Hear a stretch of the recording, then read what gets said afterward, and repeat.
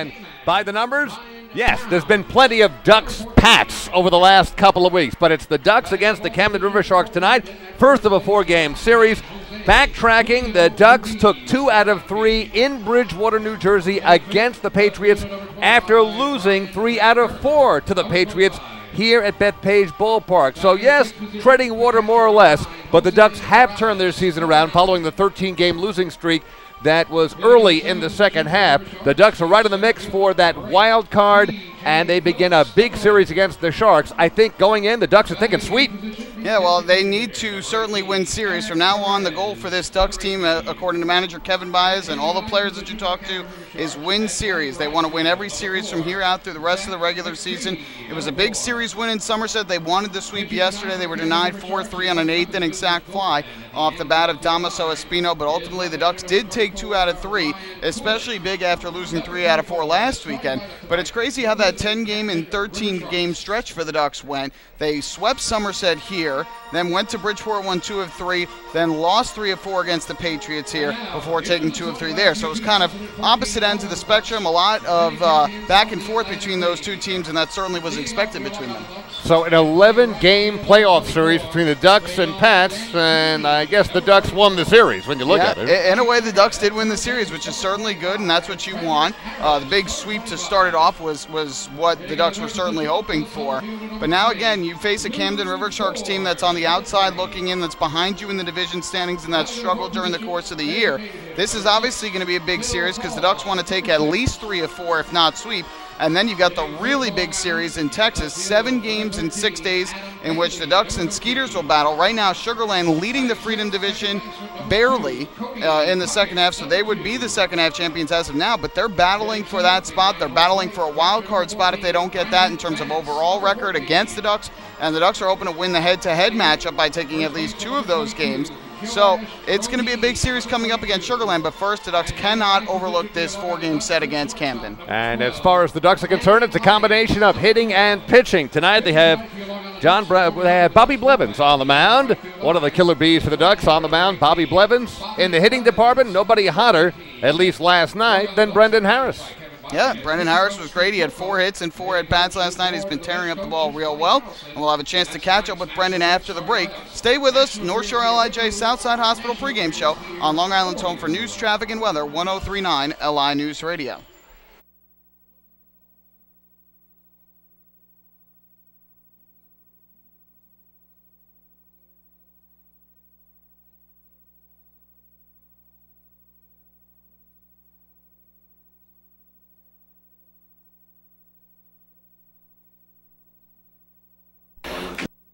Breaks.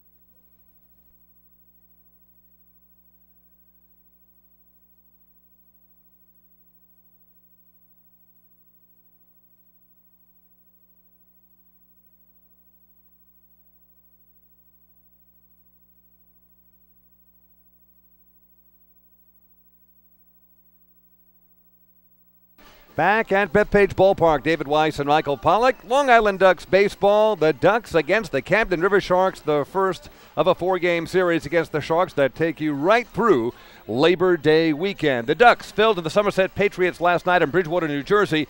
Going for the sweep, they came up a buck short, lost 4-3. In the hitting department, Ducks had 10 hits. 40% of those hits came off the bat of Brendan Harris, who has had quite an impact since joining the Ducks early on in the 2014 campaign. He has played nearly 90 games with the Ducks. He has played a very sharp third base. We had a chance to talk with Brendan Harris in the locker room just a short time ago, asking him, first of all, about that 4-for-4 night last night. No, I got a couple breaks. It was one of those nights where you know, sometimes you foul some pitches off. Like the night before, I fouled one off and didn't make it out of play, and you know, somebody was able to, you know, snake it almost out of the stands, and you know, for an out. And instead, sometimes that happens, and it's just a strike, and you live to fight another day, and you get a pitch you can drive. And it's one of those nights where it was, you know, the third time in a week and a half of seeing that pitcher, so I kind of had an idea what he was going to do and his patterns, and kind of battled my first at bat and saw everything. And then the rest of the night, I kind of had an idea of what kind of patterns he was going to do, and you know, sometimes you get it back early and things work out at the plate, and you're seeing the ball well, and that was just one of those nights. For those of us who only played Little League ball and never went 4 for 4, I know you're downplaying it, but believe me, I would have given anything for one of those nights, even back when I was 6.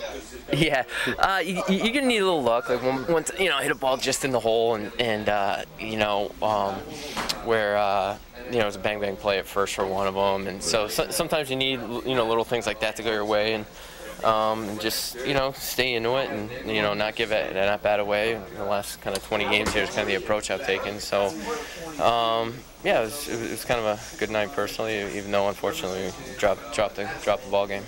Been solid at the plate, very solid at third base, anywhere they put you. In fact, you played nearly 90 games now in this league. What's the experience been like for you, especially because you've been in the show, you've been with major league teams in the past or whatever? Does it turn you back into a kid when you take the field, no matter who you're playing for?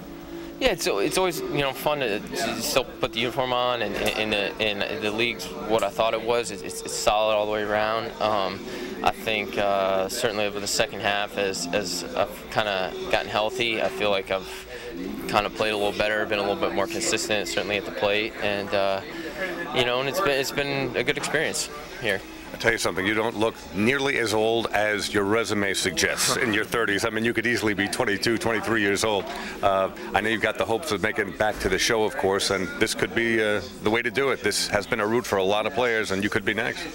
Yeah, I think certainly this year, and from reading the bio on a lot of guys in this league before, guys have, you know, used this to play and get an opportunity, and you know, for a lot of people, it's not. It's where you are and the time that you are at. Timing is as important as a lot of other factors, and so, you know, if you're not with an affiliated team and you can come here and still stay sharp and get a lot of ABs, still make some adjustments, play, and show people out there that you still got a lot left to give. You know, it's a great league, you know, for that type of thing, and it's certainly done that for me. One final question. I know it's tough to answer, but again, you've had more than just a cup of coffee at the majors. Obviously, been with a half dozen organizations. If I asked you to pick out one of the major league organizations that really seemed to have it all together, the one that you said, you know, this is what it's like, which one was above the others? Could you pick one out? Yeah, certainly it was the Rays, by far. Yeah. Just when I got there was Joe Maddon's second year and Andrew Friedman's second or third year, and Mr. Sternberg, and they just, you know, were, I know Andrew and Silverman and Sternberg were Wall Street guys, and they looked at, you know, the game not as kind of previously had done, where you know, that had been going for over 100 years. They looked at it a little bit as an investment. In what ways can we put our players in positions to be more successful? From, you know, they brought a nutritionalist in. They had, you know, kind of chiropractor come in or massage therapist come in to work things out, and it was constantly like little things, especially for a small market team, how they're going to set themselves up to be successful today and also next year, 2 years, 5 years from now. So they had a vision, but it was very, very player oriented, where it was what is each, you know, they looked at each player where, how can this guy help us, not where a lot of teams have, what holes does this guy have that are going to get exposed and blah blah blah, and they look at the negative side. They always looked at, how's this guy going to help us, and then how are we going to put him in position to be successful. So it was they had a plan, and it was just, and the other thing was just communication. You always know where you stood, and you know, there were guys that kind of came in and out, got sent up and down, and you know, it's obviously frustrating when you get sent down or sent out or something, what have you, but it was, they're like, hey, they were straight, they shot me straight, they let me know where I stood and this and that, so everybody, you know, kind of respected the way they went about their business. Well, I'll tell you, the Ducks have been lucky to have you this season, and whether it's for a few more seasons to come or even better for you, we're rooting for you when you get back to the show. We wish you all the best of luck. Thanks for taking the time. Appreciate it anytime. Once again, Brendan Harris, Long Island Ducks, joining us on the pregame show. Yeah, Brendan spoke very well. I was surprised to hear the Rays out of all the teams, a low market team, a small market team, low budget, low payroll, but you know, they have taken care of their players, and they obviously did very well with Brendan Harris, who had a very nice big league career, and now is trying to get back to the show here and having a very nice season with the Ducks here in the Atlantic League.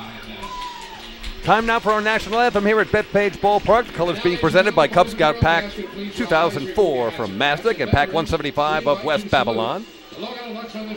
The Spartan Men's Choir from Newfield High School will be delivering our national anthem here at Bethpage Ballpark. Newfield High School.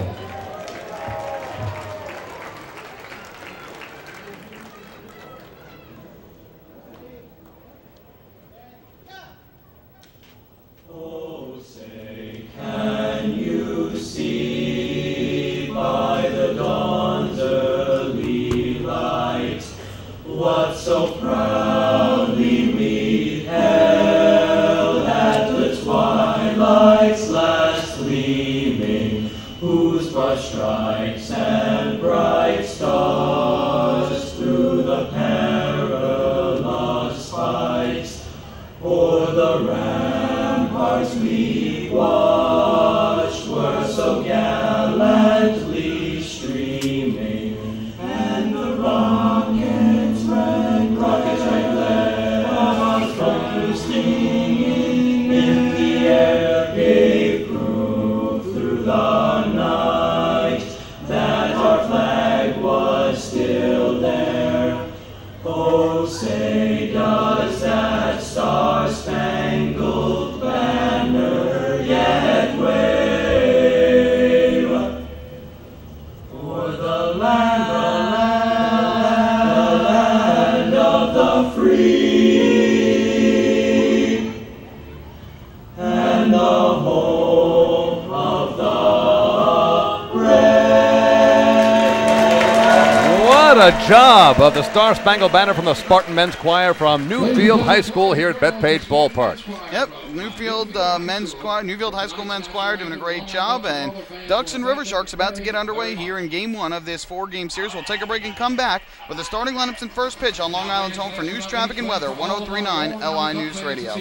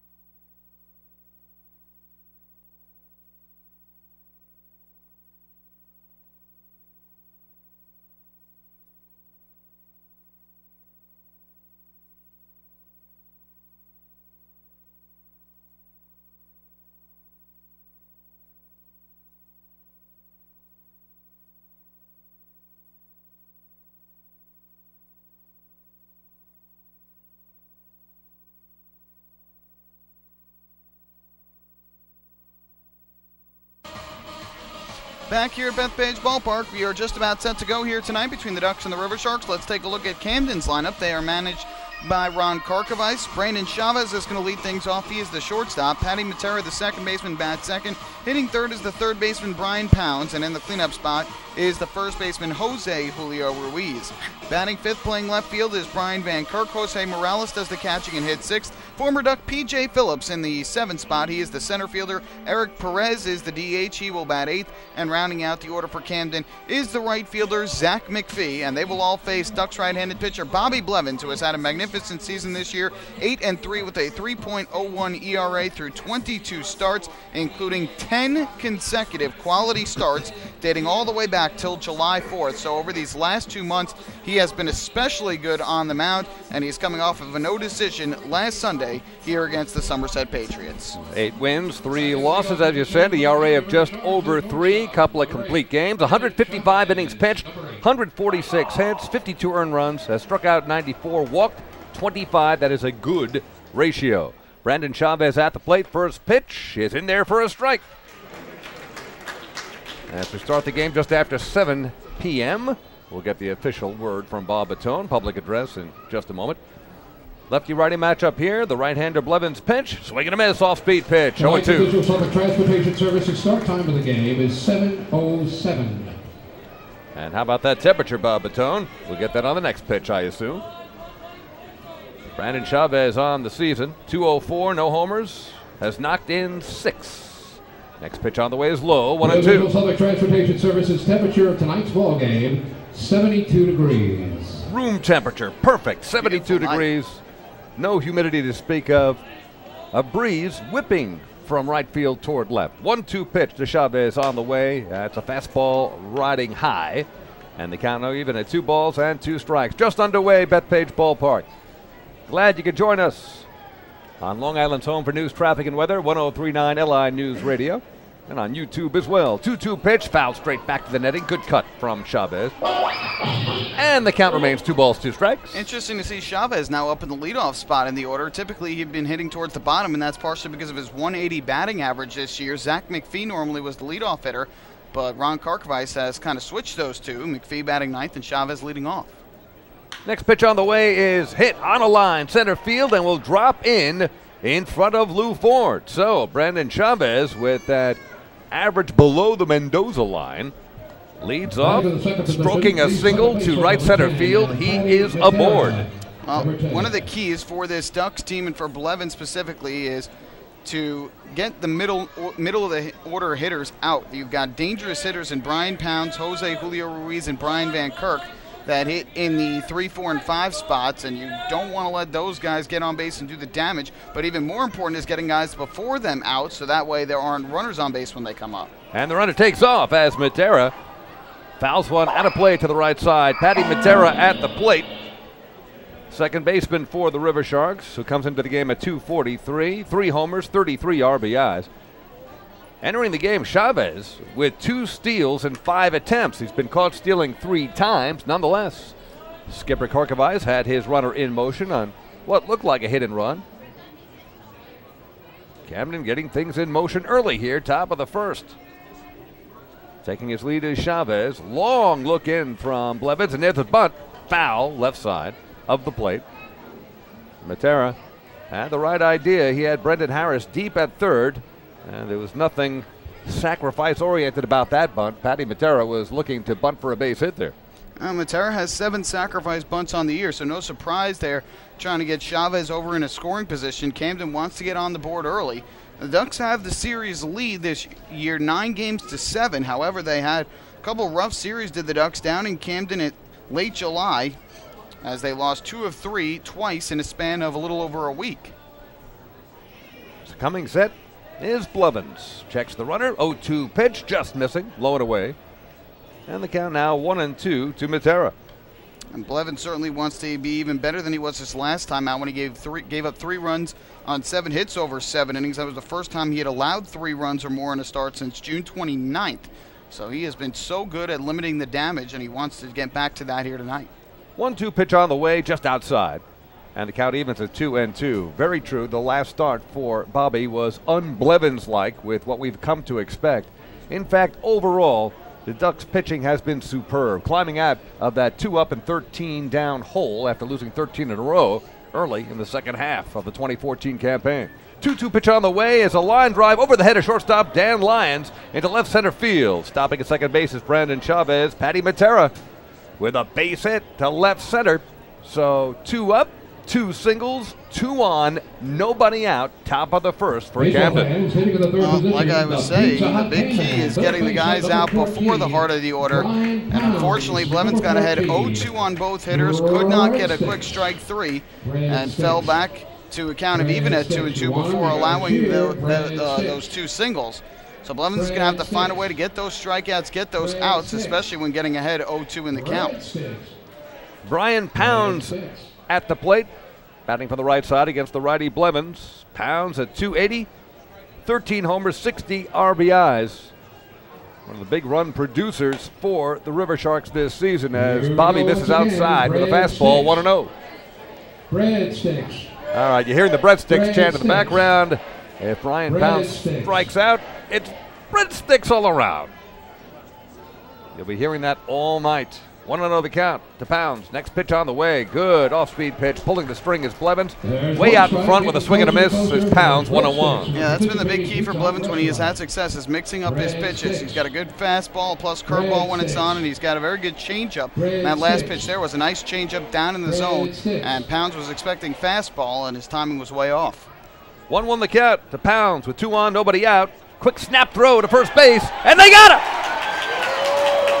Great throw from Brandon Batts to Joash Brodeen at first base, and they nip Patty Matera, who took too large a lead. 1 down. That's a big first out here in the first inning. One thing we've seen from a lot of the Ducks catchers this year, whether it was the 2 catchers who started the year, Brian Peacock and Keith Castillo, and now the 2 that they have at this point, Brandon Bance and Jan Vasquez, a lot of times will try and make that snap throw to first and catch a runner napping. And that's a big first out there for Long Island. Good heads-up play by Bance. 2-1 the count to Pounds.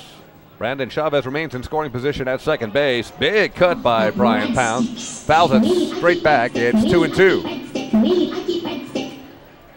I tell you, this breadstick thing has really gotten out of hand, Michael. Well, they're 1 strike away, so you can tell the fans are getting excited. That's always something, a good way to start the night. First inning, and you get an order of free breadsticks. And I am salivating sitting here in the booth. My score sheet is all wet. Thank you very much.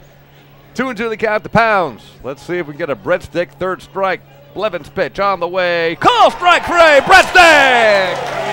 And baseball fans, there it is. Well, you can hear the reaction from the crowd. Good pitch placement there by Bobby Blevins. A fastball right over that inside corner to Pounds.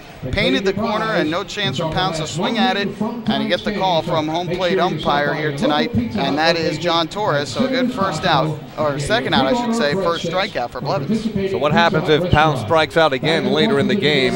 No double breadstick. It just has to be one time. He does it 1 time, you get free breadsticks. Jose Julio Ruiz, first baseman for the Camden Riversharks, batting from the left side. Against the right-hander Bobby Blevins. 2 outs. Brandon Chavez, who led this inning off with a single, still at second base.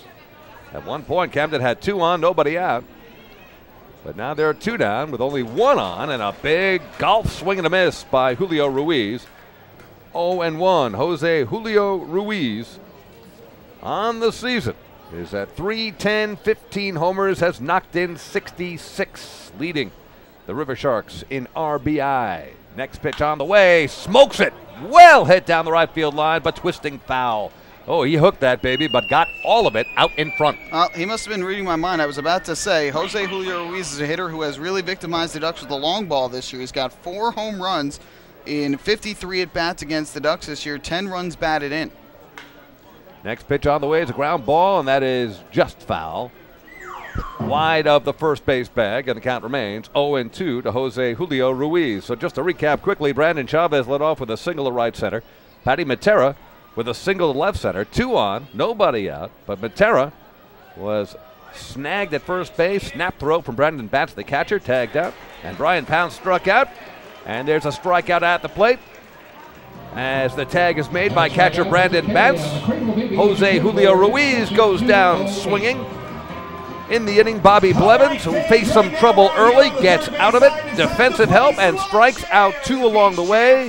No runs, 2 hits, 1 left. We have finished a half inning of play here at Bethpage Ballpark. The score, the Riversharks 0. The Ducks coming up on Long Island's home for news, traffic, and weather, 103.9 LI News Radio.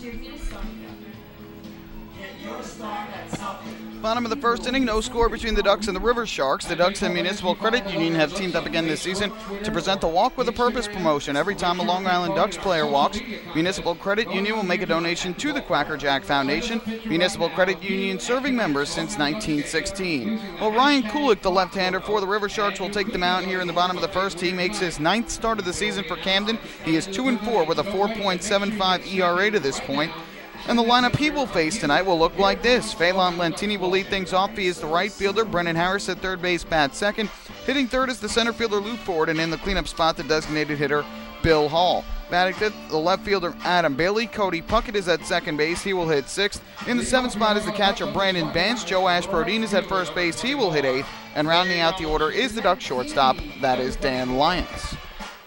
And the top of the Ducks order, Lentini, Harris, and Ford to face Ryan Kulik. Kulik, born in Marlton, New Jersey, still lives there. Drafted by the St. Louis Cardinals in the 8th round of the 2008 Major League Baseball June Amateur Draft from Rowan University in Glassboro, New Jersey. And now playing for the Camden Riversharks, not too far from where he grew up. So the left-hander will face Phelan Lentini. Lentini is at .310 for the season. He takes a strike, off-speed pitch from Kulik.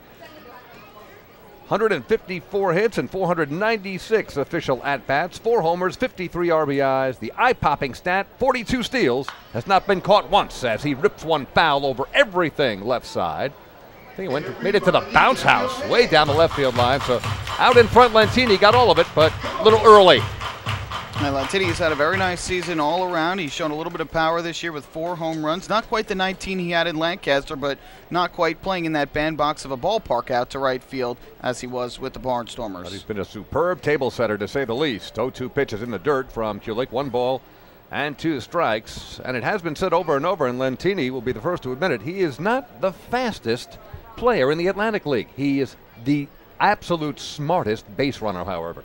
I mean, he will time his steals, learns the pitcher's moves, knows when to run. You know what I mean. Oh, man. 1-2. Pitch to Lentini, foul. He knows when to run. Exactly. When to hold him and when to fold him. He's one of those guys where, again, you look and you say, how does he steal 42 bases? How is he 42 of 42?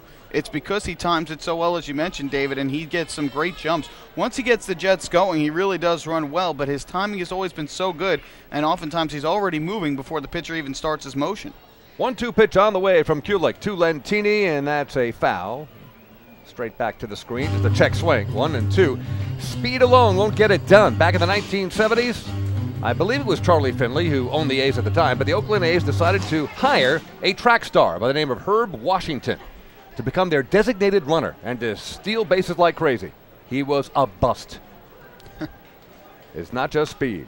As Lentini fouls one straight down at the plate, count remains a ball and 2 strikes. Meanwhile, you had Ricky Henderson, who played for years in the Atlantic League with the Newark Bears, and even approaching and hitting the age of 40, he could still steal even with reduced speed because of his knowledge of base running. That's exactly it. You need to know when to start taking off, when to time a pitcher right, and if you can do that, you can run well and steal bases forever, it seems.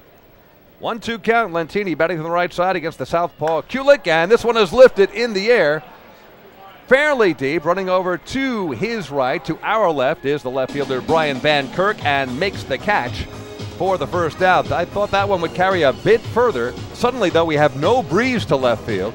However, that one was hooking away from Van Kirk. He made a nice running grab for the first out in the bottom of the first. Yeah, Lentini hit it well, didn't get all of it. Again, doesn't have tremendous power in terms of what you see at the plate. He's not that home run type hitter, but he hit that one well to the left. As you mentioned, though, David, the wind has died down here. Don't see much wind at all. And on a windy night with the wind blowing out to left, that might have had a chance, but with no wind to speak of, a lot harder to get it out. Brendan Harris, third baseman for the Ducks, batting second in the order, and he takes a strike on the inside corner. Harris at .298 after a 4-for-4 night against the Somerset Patriots on the road last night. In a losing effort, Harris had 40% of the Ducks' 10 hits last night, has 6 homers on the season, has knocked in 40, has played a very solid third base. All that Major League experience from 6 Major League organizations. Very valuable for the Ducks this year, playing in his 89th game of the year for the Ducks. So one pitch on the way is golfed right field. Drifting back easily as Zach McPhee makes the catch. 2 up, 2 fly balls, 2 down. And Harris hit that ball well. Sounded very good off the bat, but ultimately, again, did not get enough of it to get it over the head of McPhee. And then quickly 2 away. Again, you know the Ducks want to get on a guy like Kulik early. He has not done well since he has come back to Camden. He started the first 3 games of the year with the Riversharks and allowed just 4 runs over the span of 18 1/3 innings. Then got signed, played in the Rockies organization, and since he's come back, he's given up 4 runs in 3 of his 4 starts. The one time he didn't, he only went 3 innings, 3 scoreless. And there he is. Duck star Lou Ford at the plate, takes a fastball high, 1-0. Ford is at or near the top of every conceivable offensive category in the Atlantic League. He's at .340, 13 homers, has knocked in 78, slugging percentage, extra base hits, you name it. He is, as we said, either at the top or near the top. It's 2 balls and no strikes to Lou, who is also the Ducks hitting coach this year. He has had some hot streaks where he's been impossible to get out during the 2014 season. Big rip from Lou, and he fouls it out of play to the right side. It's 2 balls and a strike to Lou. And one of those recent streaks was snapped last night. He had a 12-game hitting streak going into last night's game, including a 4-for-4 performance 2 nights ago in Somerset. But last night, an 0-for-5 ended that streak, so we'll try and start a new streak here this evening. Ford at .340 is second in the league in hitting, second only to Justin Green of the Revolution, who's at .365. 2-1 pitch on the way is smoked right up the middle, base hit. Eluding pitcher Ryan Kulik. Gobbled up by P.J. Phillips in center field, and Lou Ford, after an 0-for-5 night last night, 1-for-1 here tonight. Didn't take long for Lou to get off the schneid. Nope, not wasting any time at all, trying to get a new streak started. And he kind of got a little bit jammed there, but was able to get his hands out enough and fight one off into center field to pick up the base hit. Good 2-out hit for Lou Ford, and we'll see if Hall and the Ducks can get a little rally going here with 2 down against Kulik. Bill Hall batting from the right side against the southpaw Kulik. Hall at .245, 3 homers, has knocked in 16. Designated hitter tonight. If you've seen Bill Hall, then you know his stance is wide open at the plate. And he takes a big home run, hack and a miss. 0-1 to Hall, who basically is standing, if you take a look at the square of the batter's box, left side of the plate, is really cutting that batter's box in half as a diagonal. That's how he's standing.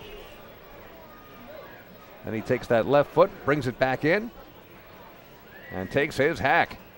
0-1 pitch on the way. And that is a fastball downstairs. 1-1 to Bill Hall with Adam Bailey waiting on deck. Bottom of the first inning, Bethpage Ballpark, first of 4 against the Camden Riversharks right through to Labor Day Monday. The earliest Labor Day can fall on the calendar. That's what we've got, September 1st. So this final weekend of August is Labor Day weekend. Coming set is Kulik. Takes a long look at Lou Ford, and this one is hit a long way left field. Going back is Brian Van Kirk. Still back. It is going to be over his head, and it is gone. It was caught. I couldn't see it. They're running off the field, so obviously it was not a home run. So that one went from a stand-up double to a home run to an out, all in the space of one play-by-play segment. However, Bill Hall gave it a ride, a nice catch by the left fielder, Brian Van Kirk. In the inning, the Ducks had a hit, 3 well-hit fly balls, all of which were caught. So 1 left at the end of 1 inning of play here at Bethpage Ballpark. We are scoreless. Camden nothing, the Ducks nothing on Long Island's home for news, traffic, and weather, 103.9 LI News Radio.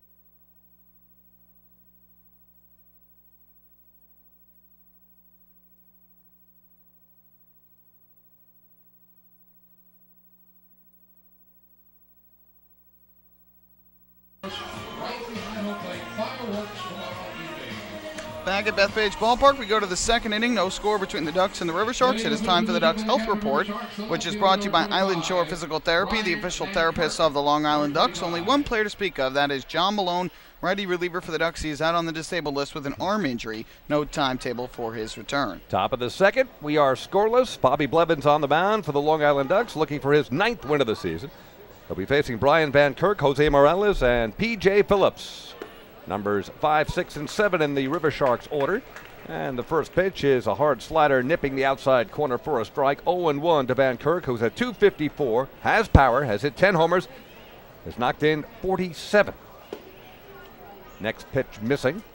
1 ball and 1 strike to Brian Van Kirk, who is 1 for 4 with a run scored in the Riversharks' 8-7 loss at home to Sugarland last night. Quite a game, we'll tell you about it. 1-1 pitch, fouled out of play right side. The Riversharks, in the bottom of the first, scored a half dozen. They blew a 6-0 lead that they held for 4 innings. Sugarland started chipping away, 2 runs here, 2 runs there. No big innings. And scoring a run in the 10th for an 8-7 win. 1-2 pitch, ground ball, fair ball, taken by Brendan Harris. Long throw across is in time. Nice play. And a good stretch by Joash Brodeen at first. Van Kirk, not the speediest of Riversharks, gave Brendan Harris with that strong arm, and he was well behind the third base bag, right on the foul line, and a nice play, 1 down. Yeah, good play by Harris. He knew he didn't have to rush the throw because Van Kirk does not run well up that first base line. Harris has one of the best arms you will see among third basemen here in the Atlantic League, and he set himself right along the line, made the strong throw, and most importantly, it was an accurate throw. And Brodeen doing a good job on his end of stretching to ensure that they get the out.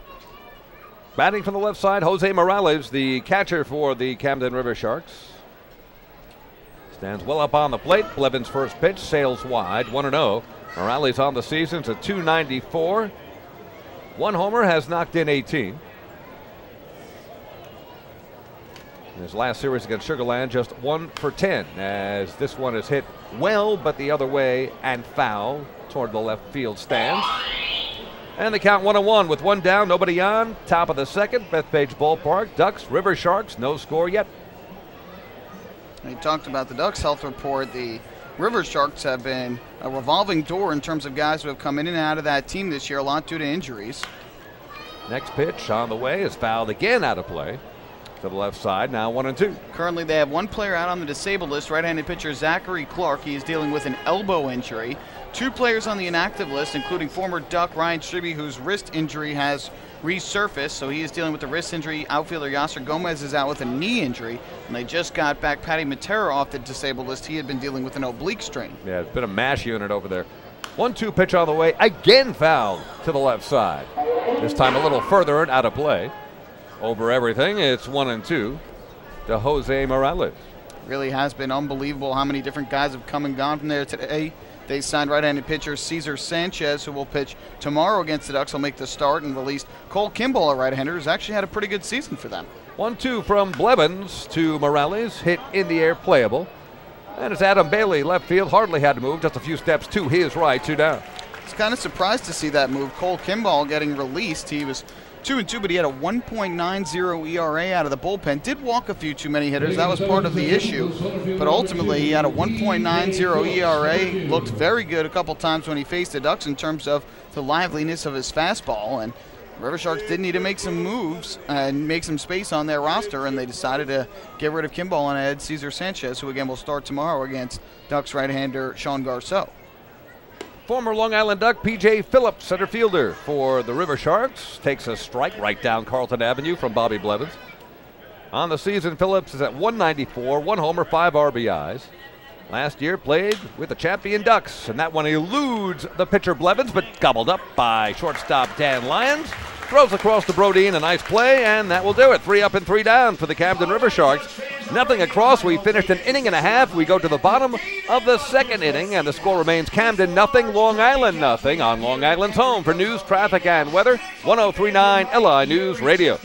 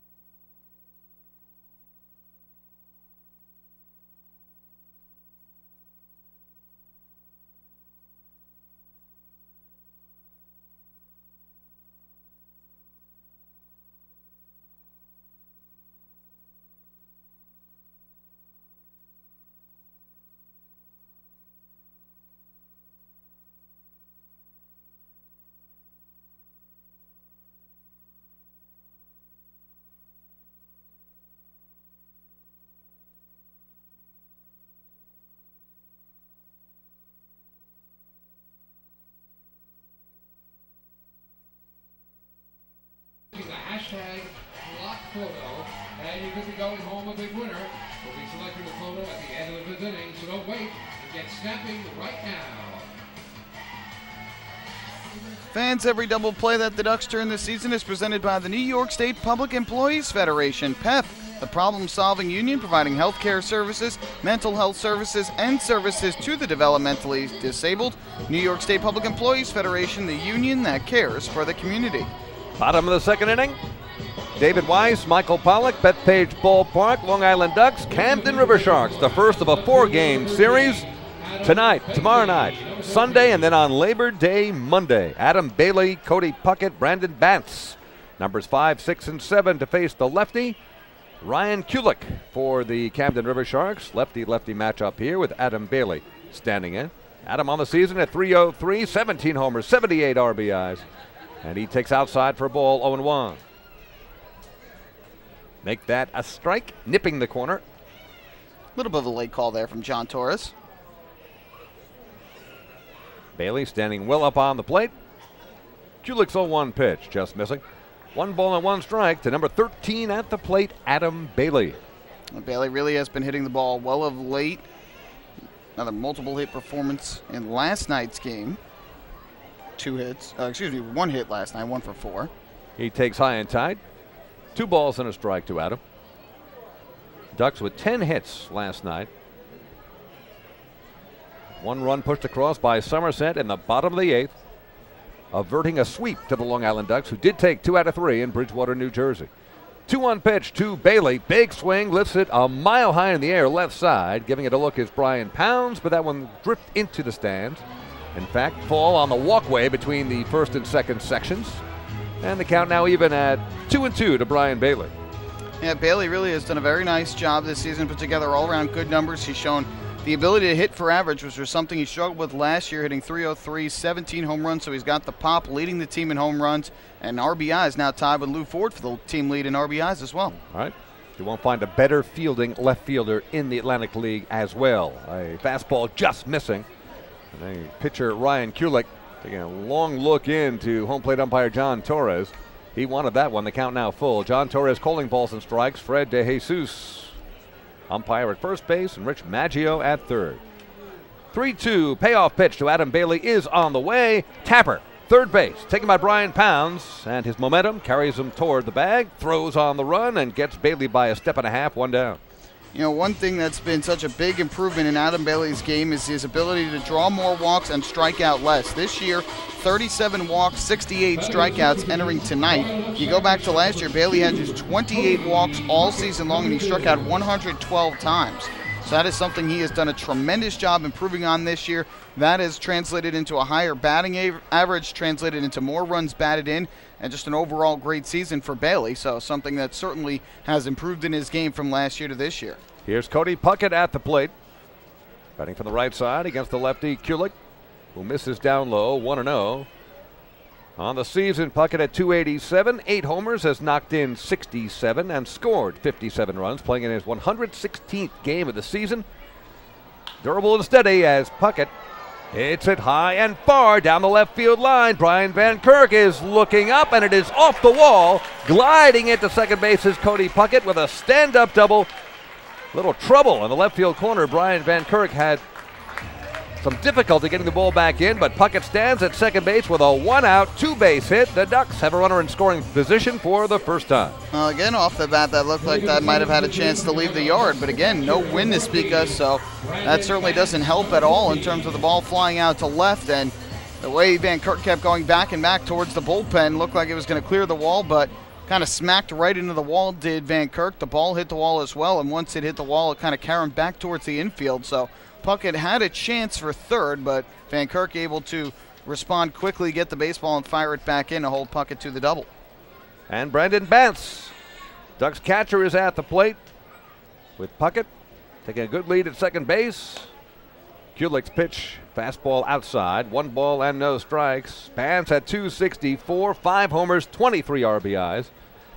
Bantz has already had an impact in this game, picking off Patty Matera at first base in the top of the first inning when the Riversharks had their first 2 runners aboard. First and second, nobody out. Big first out. Brandon Bantz accomplishing that. 1-0 pitch on the way downstairs. 2-0 to Brandon. Joash Brodeen, number 8 hitter, waiting on deck. And Bance during the last series here against the Patriots took a bat to the head on a backswing or a foul ball. Can't remember exactly which it was, but had to miss a few games due to concussion-like symptoms. It fortunately was cleared before the Ducks headed to Somerset by the Ducks doctors and was able to play a game of the 3 in Somerset during the week. 2-0 pitch on the way, fastball upstairs. Now 3-0 to the 27-year-old catcher, native of Texas, and still resides in Midlothian, Texas. Brandon Batts. I spoke to him the day after that injury and said really didn't have a headache, really didn't feel too bad. He just felt a little bit out of it, just not his normal self. And obviously you have to be very cautious with any sort of head injury. Yeah, no doubt about that. 3-0 pitch, Bance taking all the way and takes a strike. Took a stride toward first base with a bit of a delayed strike call from John Torres behind home plate. So the count now 3-1. Cody Puckett with a double, 1 hop off the wall down the left field line. He's at second base. Ducks looking to break out on top here. Scoreless, bottom of the second. Nice crowd on hand on a beautiful night on this August 29th, the start of Labor Day weekend. 3-1 the count. Kulik taking a long look at Cody Puckett. Was distracted enough that he had to step off. One thing that we will talk about, as we have in many broadcasts, the pace of play initiatives that have been put into place that have been speeding up games right and left across the Atlantic League. And the pitch to Bance. He hits it right center field corner, and that gets down and goes all the way to the wall, splitting P.J. Phillips and Zach McPhee. Coming in to score easily is Puckett. Sliding into second base with an RBI double is Brandon Bance. It's 1-0 Ducks. A good piece of hitting there by Brandon Bance to drive the ball the opposite way into the gap in right center field. And Zach McPhee, the right fielder, got a little bit of a late jump on it. Might have slipped initially on his way towards that baseball. I don't think he was going to catch that ball anyway. And Bance did a good job putting it into the gap, easily able to score the speedy Cody Puckett from second. And the Ducks getting the early lead here in the opening game of this series. Consecutive doubles with 1 out, Puckett and Bance. And the Ducks break out on top, 1-0.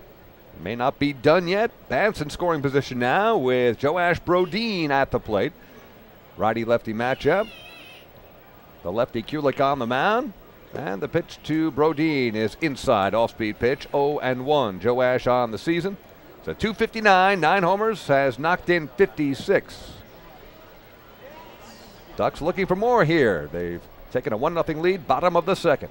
Bance taking his lead at second base. And the 0-1 pitch on the way to Joash. It's ripped center field on the line. P.J. Phillips comes in just a couple of steps. That one was hit hard, but right at P.J., 2 down. Those are always some of the toughest at-bats, and Brodeen, who's been hitting the ball well lately, got his average up to .259. Hits a bullet right towards center field, but P.J. Phillips was right there, easily able to make the catch, and rather than an RBI single, Brandon Bance has to stay put at second base. And Brodeen, despite hitting the ball hard, play results in an out. Have you noticed something, Michael, though? Everything off the Ducks' bats has been hit hard. Even the 3 deep fly balls in the first inning. A couple of doubles here and a line out from Joash. Everybody hitting Kulik very hard thus far. Dan Lyons at the plate, batting from the right side. Kulik coming sent. Bance taking his lead. Long delay at the mound. Now the pitch hits the outside corner with a fastball, 0-1. Lions on the season to .263, 3 homers, 33 RBIs. We talked about Phelan Lentini with 42 steals and 42 attempts. Dan Lyons not exactly chop liver, 12 for 12 in the larceny department.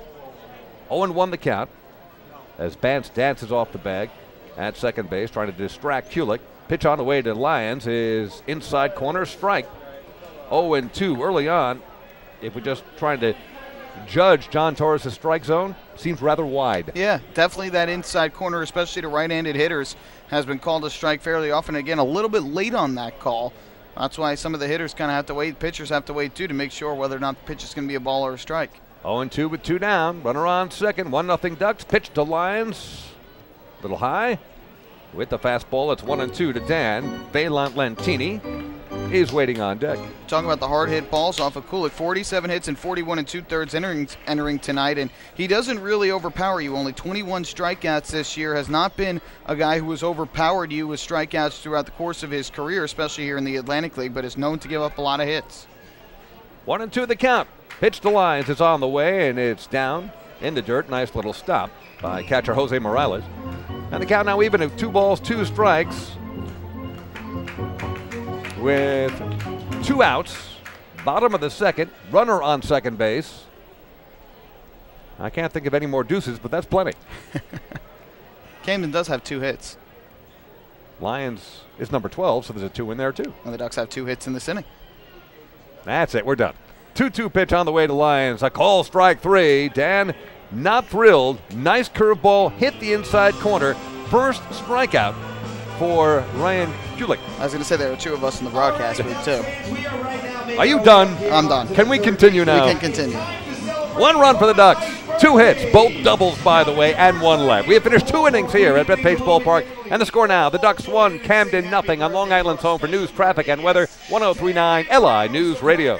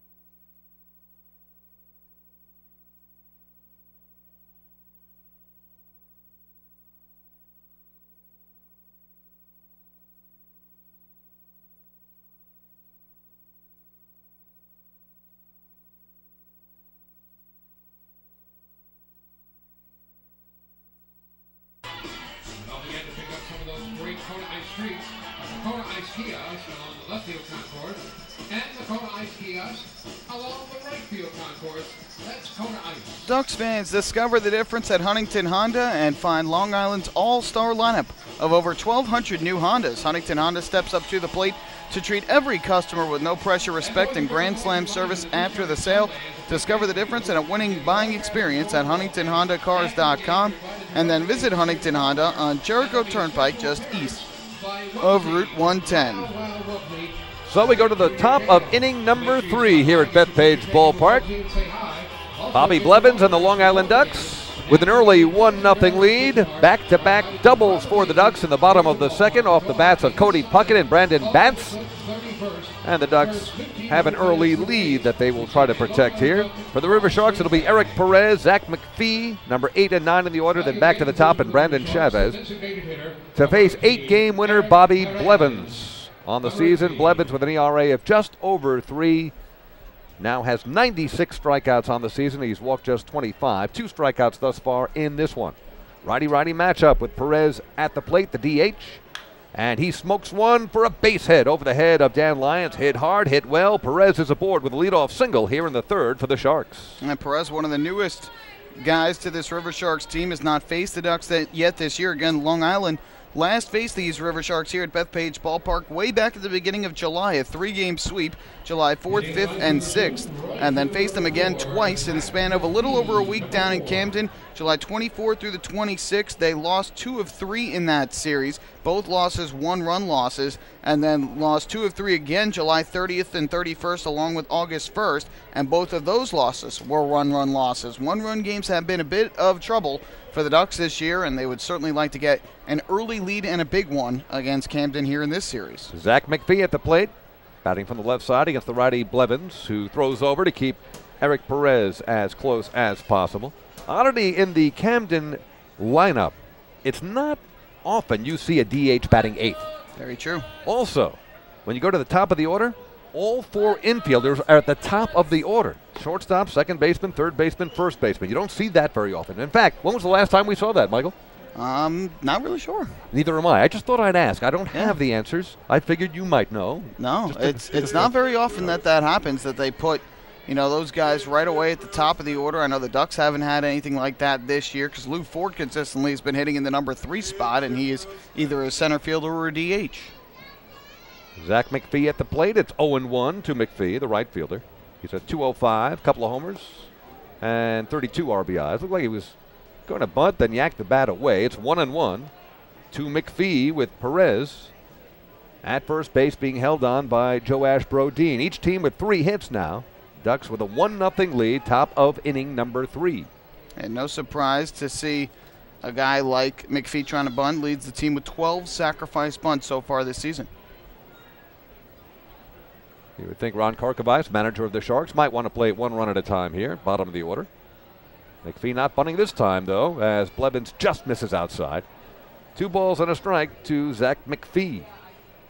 The Camden Riversharks went 23-47 in the first half of the 2014 campaign. They are now 20 up and 28 down, so playoffs not in the offing unless they go on some incredible hot streak over the last 22 games of the second half.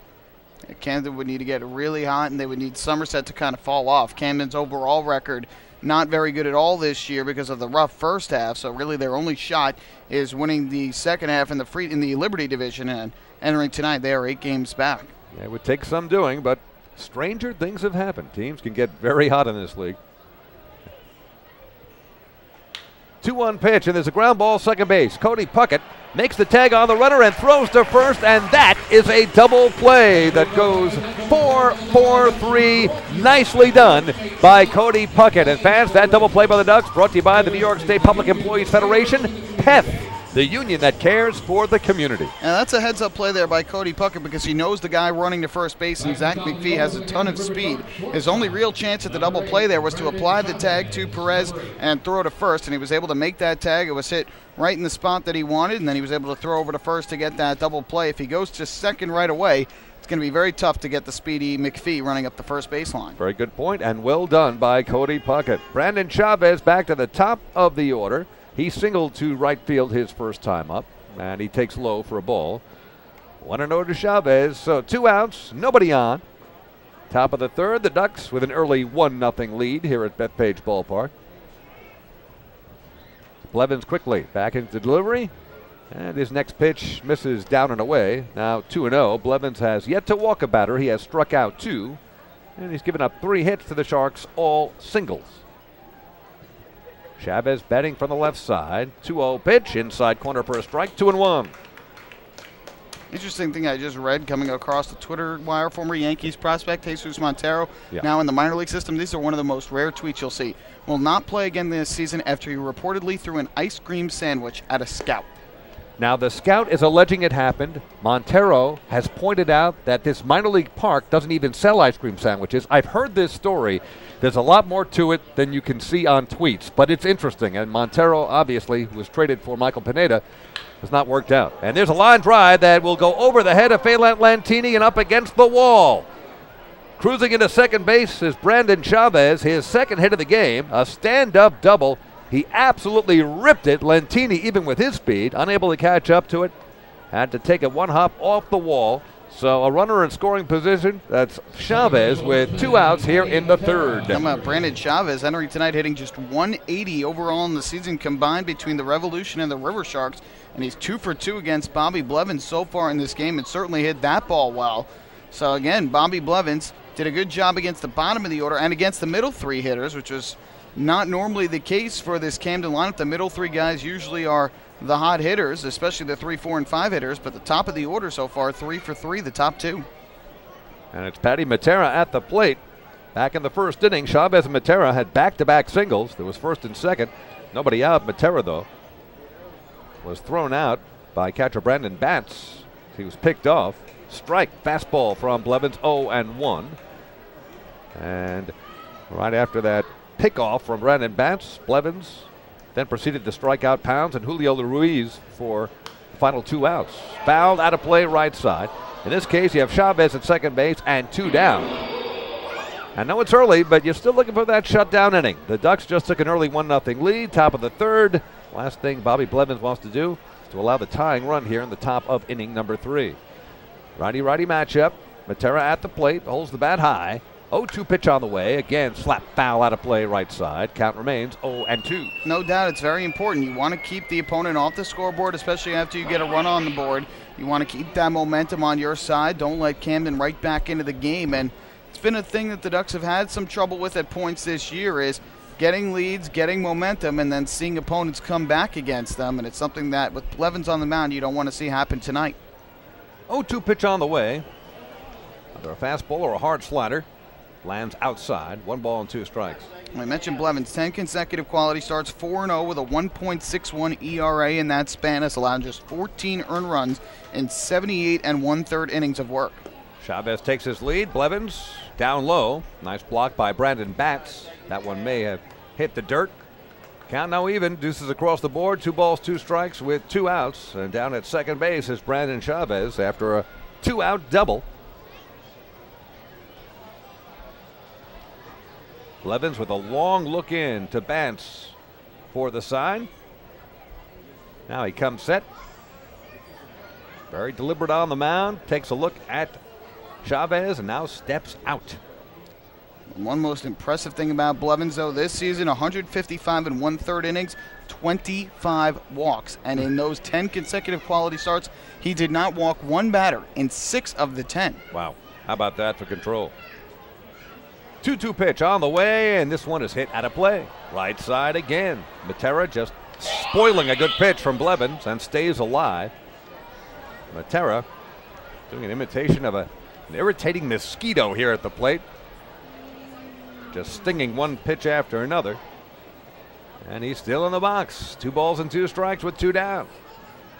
Ducks trying to hold on to their 1-0 lead. Blevins pitch on the way, fouled right down at the plate. Off-speed pitch. Matera was fooled well out in front and was lucky just to get a very small piece. Count remains 2-2. Matera and the Riversharks are making Blevins work here in this game early on. 48 pitches already. And again, he's gotten to 2 strikes, but Matera not chasing the pitches down and away. And Blevins trying to keep it over that outside corner and then just trying to go down in the zone. But Matera just getting at least some bat on it and staying alive. So we'll do the 2-2 again. Pitch to Matera. Ground ball over the head of Blevins, but taken by second baseman Cody Puckett. He throws across, a little wide, but Joe Ashbrodeen was able to stretch, get it, and the side is retired. In the inning for the Riversharks, no runs, 2 hits, 1 left. Chavez at second base. And at the end of 2.5, we go to the bottom of the 3rd at Bethpage Ballpark. The score remains the Ducks 1, Camden 0 on Long Island's home for news, traffic, and weather. 103.9 LI News Radio.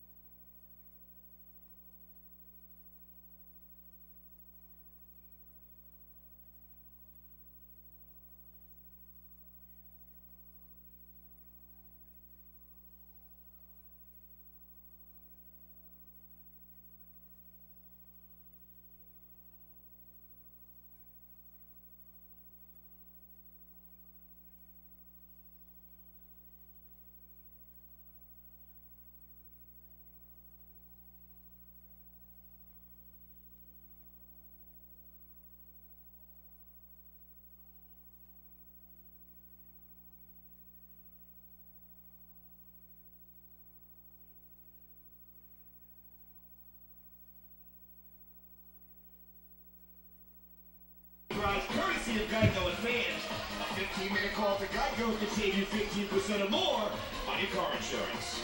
Well, fans, when Patty Matera grounded out to second base to end the top half of the 3rd inning, that was the 15th out of tonight's ball game. And did you know that a 15-minute phone call to Geico could save you 15% or more on your car insurance? Get a free quote today. Call 1-800-947-AUTO. That is 1-800-947-AUTO, or visit geico.com. So, bottom of the 3rd here. Bethpage Ballpark, Long Island Ducks, Camden Riversharks, first of a 4-game series that takes us right into and through Labor Day weekend. Holiday weekend is underway. Seems like just a few minutes ago, Michael, it was Memorial Day weekend, the unofficial start of summer, and we close out summer. Although on the calendar, we still have about 3 weeks left of summer, but it does seem as if summer's in the rearview mirror after this weekend. Oh, no question. This is the final weekend where everybody kind of gets away, enjoys the last bit of summer that they can before school starts. I believe it's, next Tuesday's most schools start. Exactly. Some schools have already started. In fact, my daughter's college, she goes to State University at Purchase in Westchester. She started last Monday. So school systems gearing up as August turns into September. 1-0 to count to Phelan Lentini, who flied to left his first time up. Batting from the right side against the lefty, Kulik. There's a ground ball, left side. Brian Pounce is going to have to hurry as Lentini is busting it down the line, but he's beaten by about a step. Pounds to Julio Ruiz, 1 down. And it's going to feel like summer certainly this week when the Ducks head to Sugar Land, Texas for 7 games in 6 days. A single admission doubleheader on Thursday and game every other day going through Sunday before the Ducks head back home on an off day on Monday. And early weather reports, and I checked out earlier this week, looks like weather's going to be in the lower 90s, upper 80s to start. So certainly going to still feel like summer down there for that big 7-game series. It's going to feel like a playoff series between the Ducks and the Skeeters. No doubt about it. You making the trip? I'll be down there. No, I tell you, you're going to bring it right back to us. We'll be listening and watching. And the first pitch, off-speed pitch high. 1 ball and no strikes to Brendan Harris at the plate. Fly to right his first time up. Brendan featured in our pregame show interview.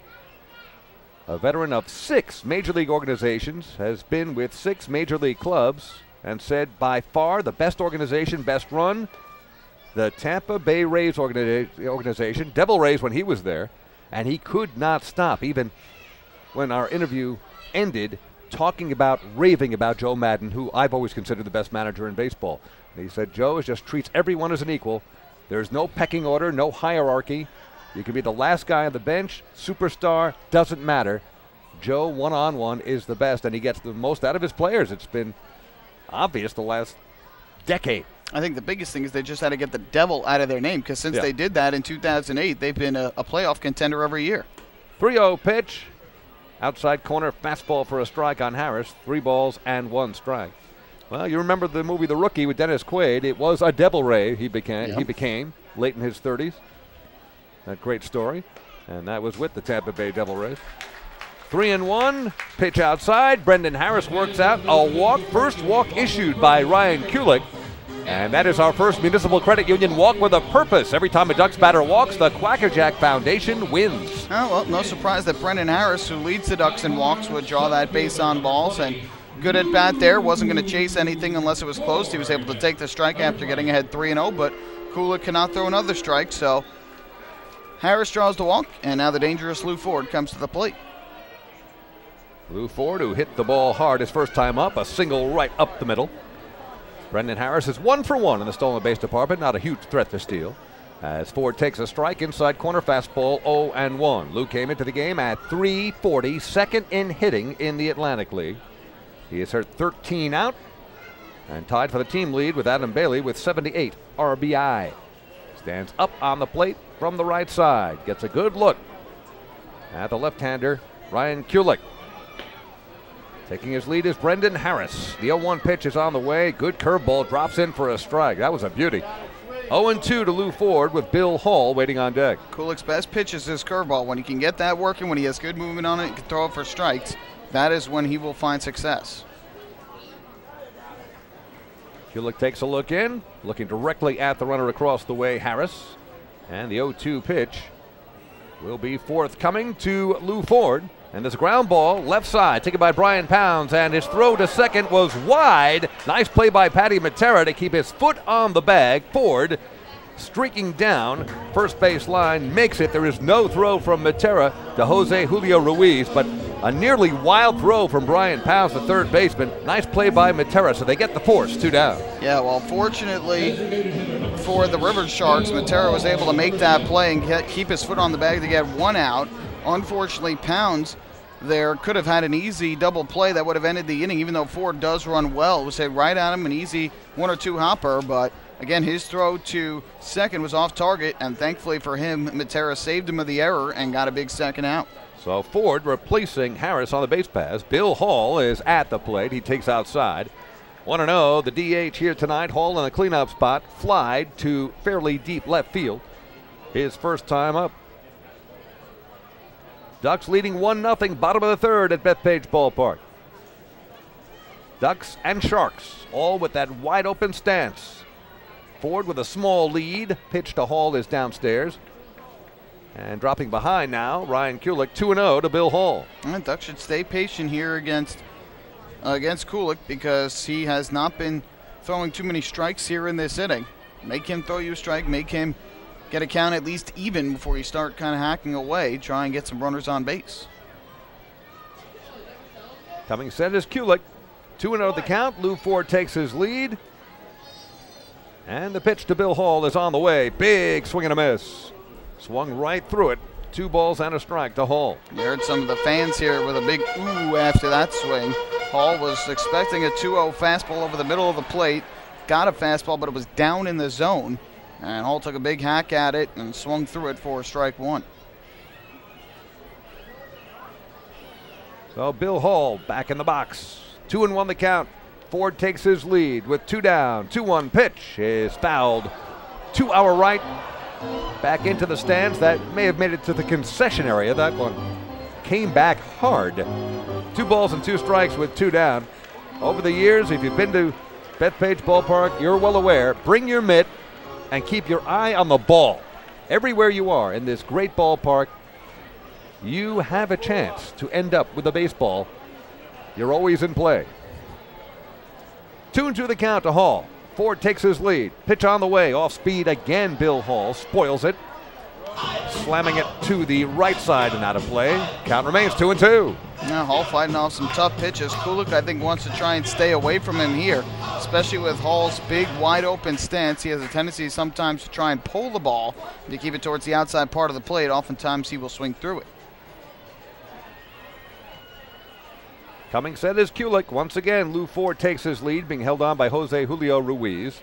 And the 2-2 on the way to Bill Hall. And again, it's fouled out of play to the right side. So now it's the Long Island Ducks working the pitch count up on Ryan Kulik. Yeah, right now the lefties at 52 pitches for the game, 32 for strikes. That time, though, Morales set up over the inside corner and the pitch kind of ran out over the plate. That's why Hall just caught a piece of it and fouled it off. So let's do it again. 2-2 with 2 down, 1 on. Bill Hall at the plate. Kulik coming set. Runner goes, and this one is hit left field. Coming in is Brian Van Kirk. Just a couple of steps and makes the catch, and that will do it. So for the Long Island Ducks in the inning, there was a walk and a man left. Other than that, nothing across. At the end of 3 complete at Bethpage Ballpark, the score remains. The Ducks 1, the Riversharks nothing on Long Island's home for news, traffic, and weather. 103.9 LI News Radio.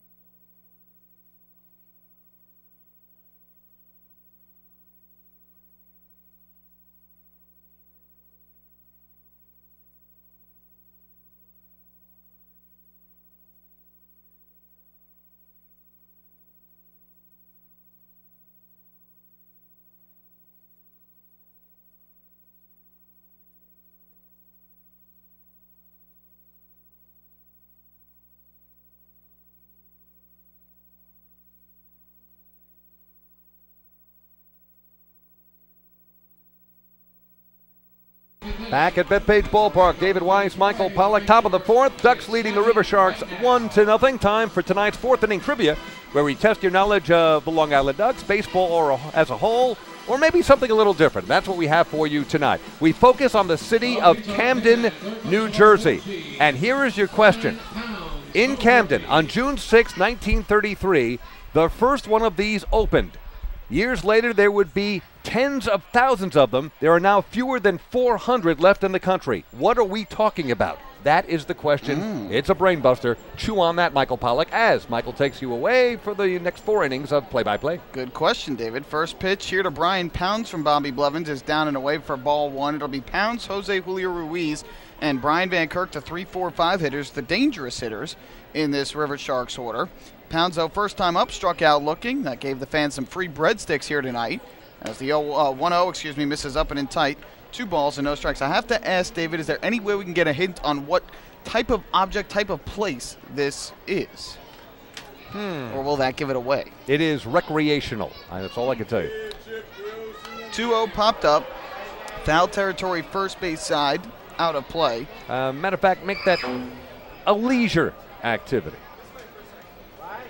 Interesting. And there's fewer of 400 left, you say? Yes, they are a dying breed, although there is something of a resurgence to try to bring them back. But it's something that opened June 6, 1933 in Camden, and there is something special about that particular date, June 6th. We'll get to that when we answer the question. So there's a bit of a duck tie-in that has nothing to do with the question. All right, this ball fouled off first base side, and they count 2-2. I know sort of a tie-in to June 6th, but we'll wait till the answer for that. 2-2 count here on Pounds. Righty-righty matchup. The pitch from Blevins is swung on and lined back up the middle into center field, a base hit. 5th hit of the ball game for the River Sharks, so Pounds now 1 for 2 as he leads off the 4th inning with a single. And that'll bring up Jose Julio Ruiz.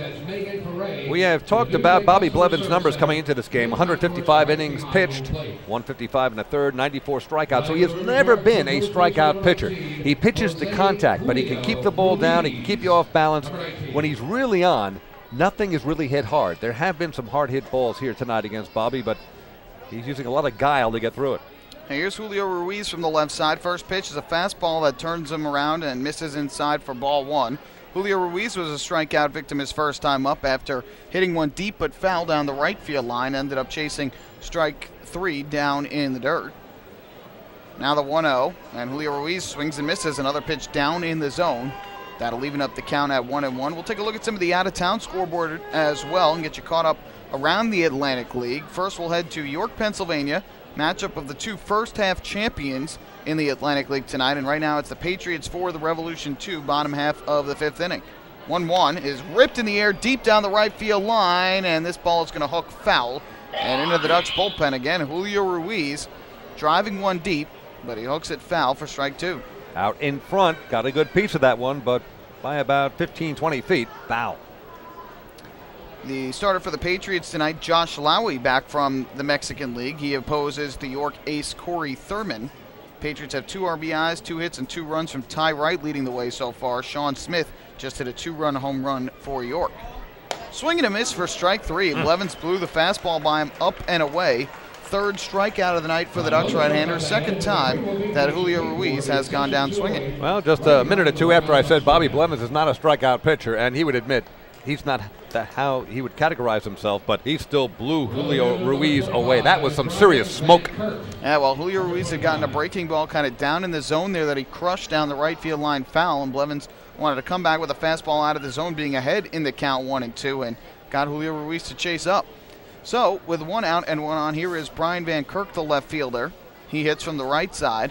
And the first pitch is lifted in the air to center field. Shallow racing in his Lou Ford. He's not going to be able to catch it. Drops in for a base hit. Briefly got by him, but he's able to recover and keep Brian Pounds at second base. So the first pitch from Blevins to Van Kirk is a broken bat single into center. 2 hits in the inning for Camden, and they've got first and second with 1 away. I don't think Lou would have caught that even if he had picked the ball up quicker, but the broken bat really fools a center fielder. That one probably looked off the bat to had been hit further than it actually was, and with the broken bat, it's just a bloop. Came in front of Lou, so now 2 runners aboard with 1 out. Now 6 hits in the game for the River Sharks against Blevins. We are just here in the 4th inning.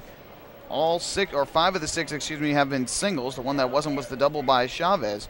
And here is Jose Morales, the catcher and 6 hitter who bats from the left side, fly to left in his first at bat.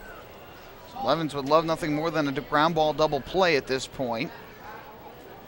Right-hander comes set, first pitch. Morales swings, fouls this one off third base side out of play, and the count 0-1. Second score we'll look at is in Bridgeport tonight, where the Skeeters have a 3-1 lead over the Bluefish bottom half of the fourth inning. Sean Gallagher, the starter for Sugar Land. Kyle McMillan, the starter for the Bluefish. Jennings, Scott, and Godwin have each driven in a run for the Skeeters, and Lewis has the RBI for the Bluefish.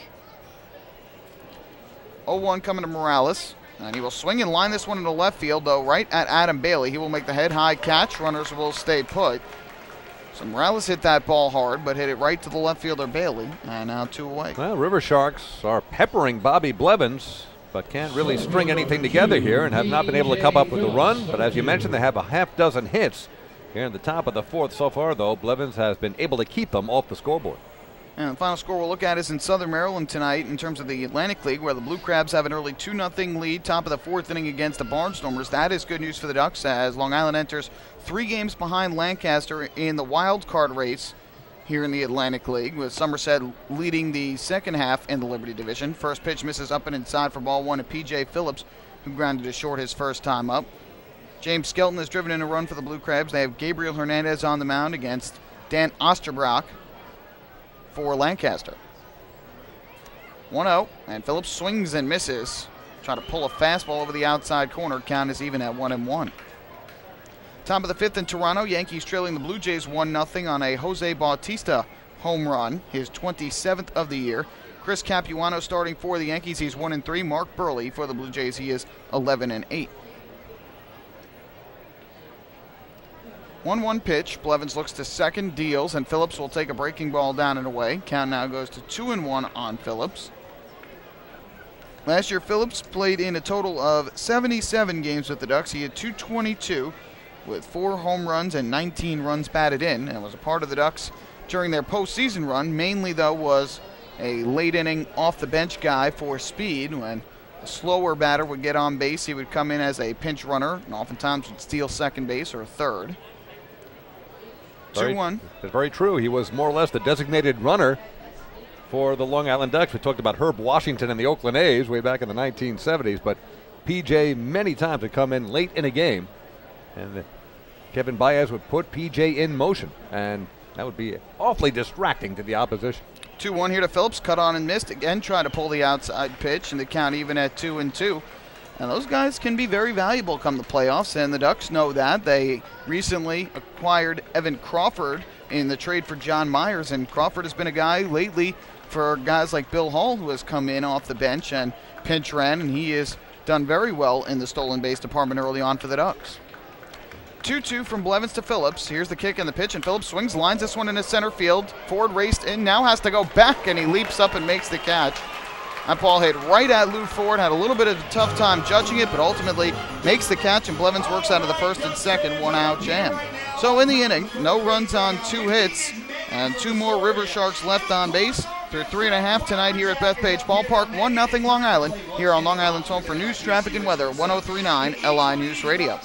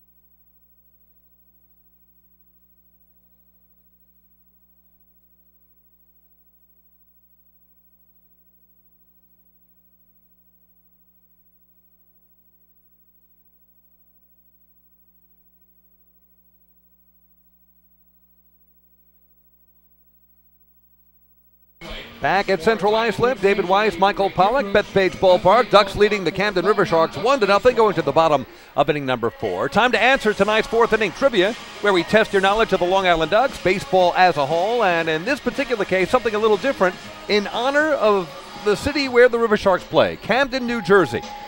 In Camden, back on June 6, 1933, the first one of these opened up. Years later, there would be as many as 10,000 of them across the country. There are now fewer than 400 left. It is a leisure time activity that we're talking about. What are we talking about? So I had 2 thoughts that came through my mind. One of them was an ice skating rink. The second was laser tagging. Are either of those right? No, but very good guesses. First pitch to Adam Bailey is grounded through the right side for a base hit. So a good start to the bottom of the 4th inning for the Ducks as Adam Bailey picks up his first hit of the night. He is now 1 for 2, and the Ducks have their 4th hit of the game. All right, with bated breath, I know you can't wait. What opened up in Camden, New Jersey, June 6, 1933. First one of its kind anywhere. Drive-in movie theater. I didn't think there were still 400 drive-in movie theaters. Yes, they're making something of a comeback, but when you think there were over 10,000 of them at their height. And you and I are Nassau County guys. Green Acres Drive-In, that's where I grew up and saw lots of movies. I think you're a little too young for the Green Acres Drive-In. I think I maybe have seen one movie in a drive-in, but I'm not even sure if I have. Let me tell you something. These were the days before they pumped in the audio on an AM station toward the end of the dial. You had speakers you hung into the window, and they were such poor quality, they sounded like this. That's how the audio sounded. How can you understand the movie? You couldn't, and that was the point because you were at drive-ins many times for other reasons. First pitch down and away is ball 1 to Cody Puckett, who doubled to left field his first time up in the second, right off the wall in front of the Riversharks bullpen, then later scored on the RBI double by Brandon Bantz. Bailey takes his lead at first, and the 1-0 from Kulik is at the knees for a strike over the outside corner, count 1-1. Now, certainly you would take your date to a drive-in when you could drive. You got old enough. But when I was a kid, my brother and I, we were in our pajamas, sitting in the back seat, and our parents took us to the drive-in, and those are some of our fondest memories, not only for me, but for anyone probably over the age of 45 or 50. Now the throw over to first here to Chase Bailey back to the bag. Now here's my question. If you're in the back seat of a car, I'm thinking in cars nowadays, back seat of a car, it's not that easy to look through the front window and get a full nice view of the movie screen. Yeah, now you go to a movie theater, it's right there in front of you. True. And I don't know. Well, we made do. It was There the you go. experience of seeing a movie in your car. That's true. 1-1, popped up in the air, foul. It is certainly more comfortable than, saying, sitting in a movie theater and potentially having to sit next to people you don't know or don't want to. That can be noisy or talking. And you send Dad out for popcorn, so he disappears for about 20 minutes because he's waiting online, then has to carry all the popcorns back and this little, They should do it like in the Flintstones where they had a waiter or waitress bring Very the true. food to your car. Yeah, bring a rack of ribs back to the car, right. 1 ball, 2 strike pitch coming here to Cody Puckett. Bailey still leading at first, nobody out. Kulik from the stretch, kicks and fires, and Puckett checks his swing and takes the breaking ball down and in. Count 2-2. And we wanted to mention the date that this thing opened, June 6, 1933. June 6th happens to be Buddy Harrelson's birthday. Yes, that was where I was. That's what I was trying to think in terms of that, or D-Day, trying to figure out how that would refer to it, but. Of course, D-Day came later, but 1933, June 6th, first ever drive-in, Camden, New Jersey. There you go. 2-2 on the way. Pitch on the way, and Puckett lines this one in the air to right center field. Over to his left is P.J. Phillips. He will make the running catch about belt high. And back to first goes Adam Bailey. So Puckett retired for the first out here in the 4th inning. I had some trivia for you, and I don't want to let it go to waste because it is date-worthy. Go. But on this date, 2 years ago, Ducks played the Riversharks here at this ballpark as well. Camden won the game 5-3, and 3 pitchers with Ducks ties factored into the decision. I want to know which Ducks pitcher got the win. It was a former Ducks pitcher who got the win for Camden. Which former Ducks pitcher got the save for Camden, and which current Ducks pitcher started the game for Long Island? I'd rather go see a drive-in than answer that question. That's a tough one. You got to give me some time on that. All right, I'll let you think about it if you want some time. Throw over to first again by Kulik, and bat safely is Adam Bailey. Now, are these pitchers still active? They are. 2 of them are definitely active players in baseball. One I don't think is. I haven't seen him pitching anywhere. That's a tough question. However, two of them that I'm thinking of both have played for the Ducks this year at some point. That pitch in for a strike to Bance, who was starting to run up to bunt, pulled back, but he took a strike anyway. Count 0-1. Bance first time up drove a double into the right center field gap that brought home Cody Puckett. For Bance, it was his 24th run batted in and third double of the season. Bailey takes his lead at first, being held on there by Jose Julio Ruiz. 0-1, ripped in a left field base hit for Bance. Couple hops and fielded there by Van Kirk. He will fire it back in, so a good start to the night for Brandon Bance. He's got a double and a single. Now the Ducks have 2 on with 1 out in the bottom of the 4th. And between Bailey and Bance, you had Puckett in the middle who hit that slicing shot to right center field. P.J. Phillips, with his speed, made it look a whole lot easier than it really was. That thing was diving away from Phillips. He doesn't make that catch. The Ducks are really having a big inning. As it is, they still have 2 on with only 1 out, looking to add to a 1-0 lead. 11 hits combined between the two teams so far. 6 for the Riversharks, 5 for the Ducks. Long Island with the only run. Here's Brodin, switch hitter from the right side. And the first pitch on the way is taken downstairs for ball 1. Brodin a fly out to center field his first time up. More so a line out as he hit the ball right on the button, but right at P.J. Phillips. So Kulik will step back up onto the rubber and look in for the sign from Morales. Here comes the 1-0. Kick and the pitch on the way, and Brodin will take low again. The count goes to 2 balls and no strikes. I would think that the Ducks and skipper Kevin Baez are looking at the scoreboard and can't believe they're only up 1-0. They have hit so many balls hard against Ryan Kulik. They've just been unable to break through. That first inning alone, 3 hard hit fly balls, and none of them fell in. Here comes the 2-0. Pitch on the way, and Brodin takes up and away again. So Brodin showing patience here. He's got ahead in the count 3-0. And Kulik not exactly economical tonight. Next pitch will be his 65th of the ball game already. So we'll see if Brodin takes here 3-0. I would think so, as he tries to load up the bases with 1 out for Dan Lyons. Kulik gets the sign. And the 3-0 on the way. Taken all the way, and it misses upstairs for ball 4. Second walk of the game allowed by Kulik. It's another Municipal Credit Union walk with a purpose. Every time a Ducks batter walks, the Quacker Jack Foundation wins. So 2 singles and a walk with a fly out in there as well have loaded up the bases with 1 out in the 4th inning. And now the shortstop and 9-hitter Dan Lyons will step up to home plate. You've got the law firm of Bailey, Bance, and Brodin. The Bees are on the bases for the Long Island Ducks. And here's a situation with Dan Lyons. Handles the bat well, great eye at the plate. Knowing that Kulik has just walked a man and will try to be careful with Lyons, Ducks trying to add to this 1-zip lead. 11 at-bats with the bases loaded this year for Lyons. He's a .273 hitter with 9 runs batted in. First pitch here is taken at the knees for a strike. Lyons struck out looking his first time up to end the 2nd inning and strand Bance in scoring position. So again, Bailey the runner at 3rd, Bance the runner at 2nd, Brodin over at 1st. Kulik comes set. And the 0-1. Fastball misses down and in. That'll even up the count at 1 ball and 1 strike. Lyons last night was 1 for 4 at the plate. He had a double and a run batted in. He also scored a run. RBI was his 33rd of the year. I'm trying to add to that total here. 1-1 pitch on the way, and Lyons swings and lines it into right center field. That is going to get down for a base hit. Bailey will score from 3rd. Bance around 3rd. He will try and score. No throw to the plate. It's a 2-run single for Dan Lyons, and the Ducks extend their lead to 3-0 in the 4th. We told you Dan Lyons can handle the bat well. Forget about the average at .263 going into the game tonight. Dan knows what he's doing at the plate. He took the first pitch in that Joash Brodin had walked just ahead of him, waited for a pitch, and slammed a fastball to the right center field gap, scoring 2 runs. The Ducks now on top 3-0 and still not done. Still 2 runners aboard and 1 out. Yeah, no doubt about it. Good piece of hitting there for Lyons. Got a pitch inside, was able to fight it out in a right center field for a 2-run single. RBIs 34 and 35 on the year. Now good speed at 2nd and 1st for the Ducks with Brodin at 2nd and Lyons at 1st. Here is Phelan Lentini to the plate. 6th hitter to bat in the inning for the Ducks. Kulik's first pitch to him is down and in. taken for ball one. Lentini 0 for 2 thus far tonight.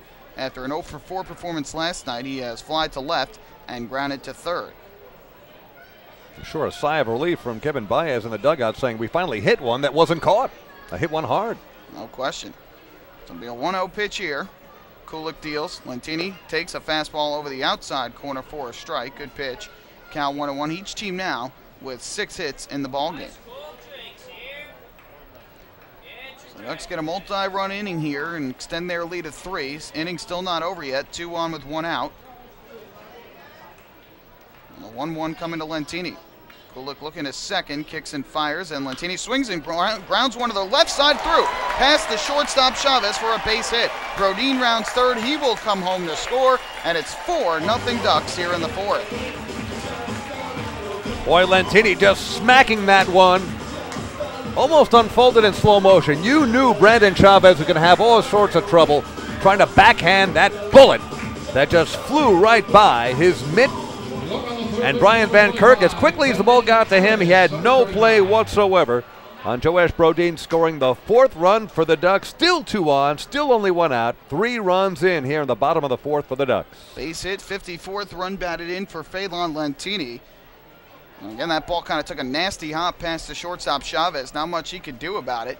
So now here's Brendan Harris, fresh off of a 4-hit night last night with 2 on and 1 out. And the first pitch on the way is taken outside from Kulik in the count 1-0. And we've got speed on the bases. We have a combined 54 steals and no caught stealing. 54 for 54 on the base path right now. That's pretty good. You don't see that too often, but that's pretty good. You want a double steal here? Go ahead. I wouldn't be surprised if Kevin Baez tried to pull it off, especially with the righty hitter at the plate. Not an open look down to third base for Morales. 1-0. And Harris takes a fastball strike over the inside corner to even up the count at 1-1. Harris did not like that call much. But if nothing else, John Torres has been consistent tonight. A wide strike zone, and on right-handed batters, he has been calling that inside strike. That is true. Maybe a little bit of a wider zone, but he has been consistent with it. And so it's up to the hitters to adjust to it. 1 ball, 1 strike count here on Harris, who walked in the 3rd, fly to right in the 1st, and now time called at home plate. 4 singles and a walk in this inning for the Long Island Ducks. They've hit the ball hard many times and have put a crooked number up on the board. Kulik looking to second. Here's the 1-1. And Harris swings and rips one right at the third baseman Pounds. He throws to second in time. A 5-4 double play. And Harris, who hit the ball right on the button, nothing you can do about it. It ends the inning. However, the Ducks get 3 runs on 4 hits in the inning. No errors, and they leave 1. We have played 4 here at Bethpage Ballpark. It is now the Ducks 4, the Riversharks nothing on Long Island's home for news, traffic, and weather. 1039 LI News Radio.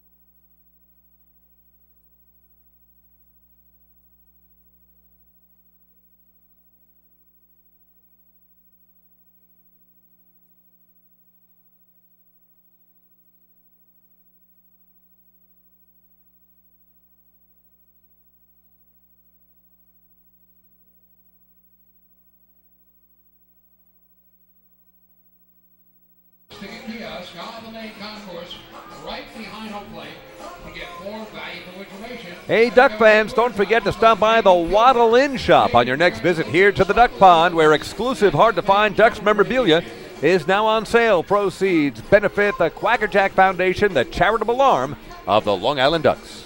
So we'll head to the 5th inning. The Ducks putting up a big 3-run bottom of the 4th inning. They send 7 men to the plate and get 4 hits, and could have had more, but Brendan Harris hit an absolute bullet right at third baseman Brian Pounds, who made the catch and doubled off Dan Lyons at second. And Lyons really wasn't that far off the bag, but not much you can do when the ball is hit that hard. I'll tell you, even their outs are loud and hard. Now, they have hit the ball well off of Kulik tonight, and they have made their 7 hits count. Camden has 6 hits, but nothing to show. First pitch on the way to Eric Perez is taken outside for ball 1. Perez led off the 3rd inning and singled into left field. Righty-righty matchup, and the 1-0. Blevins kicks and fires, and Perez takes a strike this time. That'll even up the count at 1-1. Blevins so far, it's been the bend but do not break philosophy. That has been a big key into why he has 10 consecutive quality starts. Throughout that, has had some outings where he's given up a lot of hits, but he does not give up many runs. And the 1-1 is fouled back to the screen behind the plate, count 1-2. And that's what's made him so effective. You know, he was struggling during the middle of the season, had a couple starts in a row, specifically June 18th at Camden when he allowed 4 runs over 6 innings. June 23rd against Sugar Land, he allowed 9 runs in 6 1/3. And June 29th at York allowed 7 runs in 4 1/3. As here, Perez hits one in the air to left field, drifting back a couple steps, Adam Bailey to make the catch for the first out. And that was that tough stretch for Blevins middle of the season. And those 3 starts, when you look at them, raised his ERA from 3.28 up to 4.44, and people were starting to wonder whether or not Blevins was going to be able to rebound, what the issue was. Well, start of July, he really rebounded, had a great first start, 7 innings of 1-run ball and a win against Camden here. And from that point on, from the ERA of 4.44 on June 29th, he has gotten it down now, entering tonight to 3.01. As the first pitch hits on the outside corner for strike 1 is Zach McPhee, and it was down at 2.97 before his last start, which he allowed 3 runs over 7 innings, a quality start, but that bumped his ERA up 4 points, and that's saying something about how good he has pitched. Outside for ball 1 to even up the count.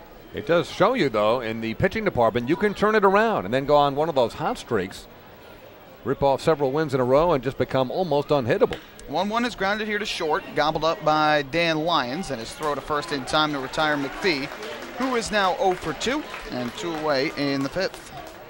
Tonight, Bobby Blevins reminds me of an old Yankee pitcher. You go back to the 1970s. I know I'm dating myself once again, but a guy's name, you can look it up, Freddie Bean. I'd be Beene. He was a curveball pitcher, gave up a slew of hits, but somehow always induced the double play at the right time, got a key strikeout here and there. I'm not sure, but I remember growing up, Freddie Bean once pitched a complete game, 13-hit shutout. And I have to look that up to see that if I was dreaming that or if it really happened. But I do believe he once pitched a 13-hit shutout, gave up all kinds of hits. You had 20-plus runners left on base, but he was able to get the shutout because he always got the key out. And tonight, Blevins reminds us of that. He has given up half dozen hits, but no runs. Let's try and look that one up. 0-1, and that misses upstairs to Chavez to even up the count. Chavez has been a bright spot in the Camden order tonight. Typically has struggled this year, but he's 2 for 2 with a single and a double in his 2 at-bats. Blevins trying to work a 1-2-3 5th inning after the Ducks put up the 3 spot in the bottom of the 4th. 1-1, and Chavez takes a fastball down and in. Count goes to 2-1. One of the reasons I really do hate the internet, you know, I can toss out something like this. You could say, hey, that's true, that's great. But now it can take literally seconds for Michael Pollock to make me look like an idiot. 2-1, misses outside for a ball. Count goes to 3-1. Again, it's not a Ducks broadcast without you dating yourself at least multiple times. So Thank you, yeah. It's always good when you do that, but I'm curious if that's the case, because if so, that is a tremendous effort. I'd like to know if it's true, too, though, seriously. 3-1, fastball at the knees over the outside corner for a strike. That runs the count full at 3-2. And I don't mind dating myself. I'm getting older by the minute sitting next to you. But Freddie Bean, I remember him with that curveball, and he was a little guy, maybe 5'8", on the mound. Payoff pitch, ground ball left side. Dan Lyons in the hole, backhands, throws to first in time for the out. Great play by Dan Lyons, having to go to his right, fielded it on the edge of the outfield grass, and fired a perfect strike to retire the speedy Chavez for the final out of the 5th inning. So a great play and a great shutdown inning for Blevins as he retires the Riversharks in order.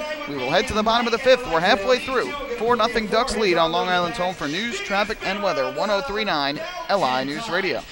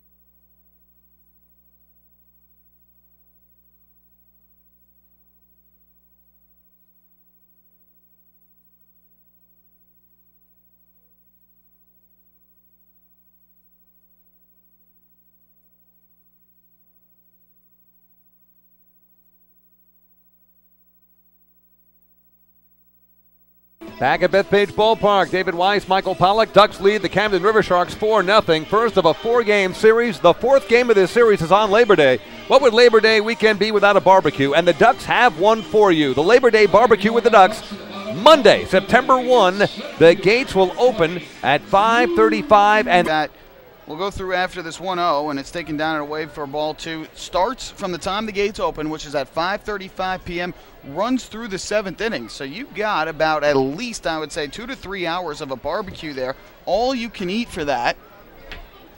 And it's just $25. Ford rips one into left field. This will be a base hit. Brian Van Kirk running to his right to cut it off. Bobbled it initially. Ford going for 2. Here's the throw, not in time. So Lou Ford with a leadoff double here in the 5th inning. And he's got his 2nd hit in 3 trips to the plate tonight. as we said, the Ducks and Riversharks, they have some history. 2004, Ducks beat the Riversharks 3 in a row. The 3rd win came in Camden for their first championship in team history. And with this great 4-game series, what a better a way to end Labor Day weekend than with a barbecue for a great cause.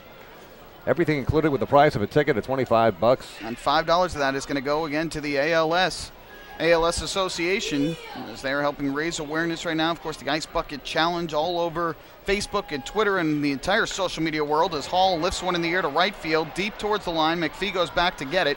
Ford will tag and go to 3rd, and he will make it there standing up. So Bill Hall gets the job done. He does fly out for the 3rd time tonight, but he gets Lou Ford to 3rd with only 1 out. Now that'll bring up Adam Bailey. And that'll be a great barbecue, great game here, 6:35 again with the shift to September here at Bethpage Ballpark.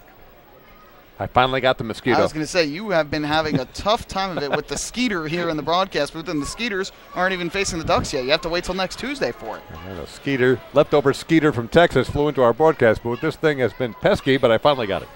You swatted the Skeeter. Infield in here with the runner at 3rd. Here's Adam Bailey, and he takes a fastball strike, 0-1. By the way, the double for Lou Ford was his league-leading 35th of the season. So he is now at 3rd with 1 out in the inning after the fly out by Bill Hall. Even at 4-0, Ducks would just love to add a few more. Can never have enough. Can never have enough insurance runs. Here's Bailey, who's 1 for 2 tonight. Kulik's 0-1, and Bailey takes a big breaking ball down and in, even up the count at 1-1. Well, David, I have done my research. I have not found a complete game shutout. The closest thing was July 6, 1973 in Minnesota. 8 1/3 innings, 14 hits. Yes. Gave up just 2 runs, 2 walks, 4 strikeouts. No shutout, no complete game, but still, 2 runs on 14 hits is quite impressive, as Bailey grounds one back up the middle into center field for a base hit. Ford will trot home from 3rd and score. An RBI single for Adam Bailey on his 2nd hit of the game, and the Ducks lead 5-0. Adam Bailey didn't hit it hard, didn't have to with the infield in. That raises your average somewhere between, 25 to 50 points, right? Well, that also lifts him into the team lead in runs batted in by 1 over Lou Ford.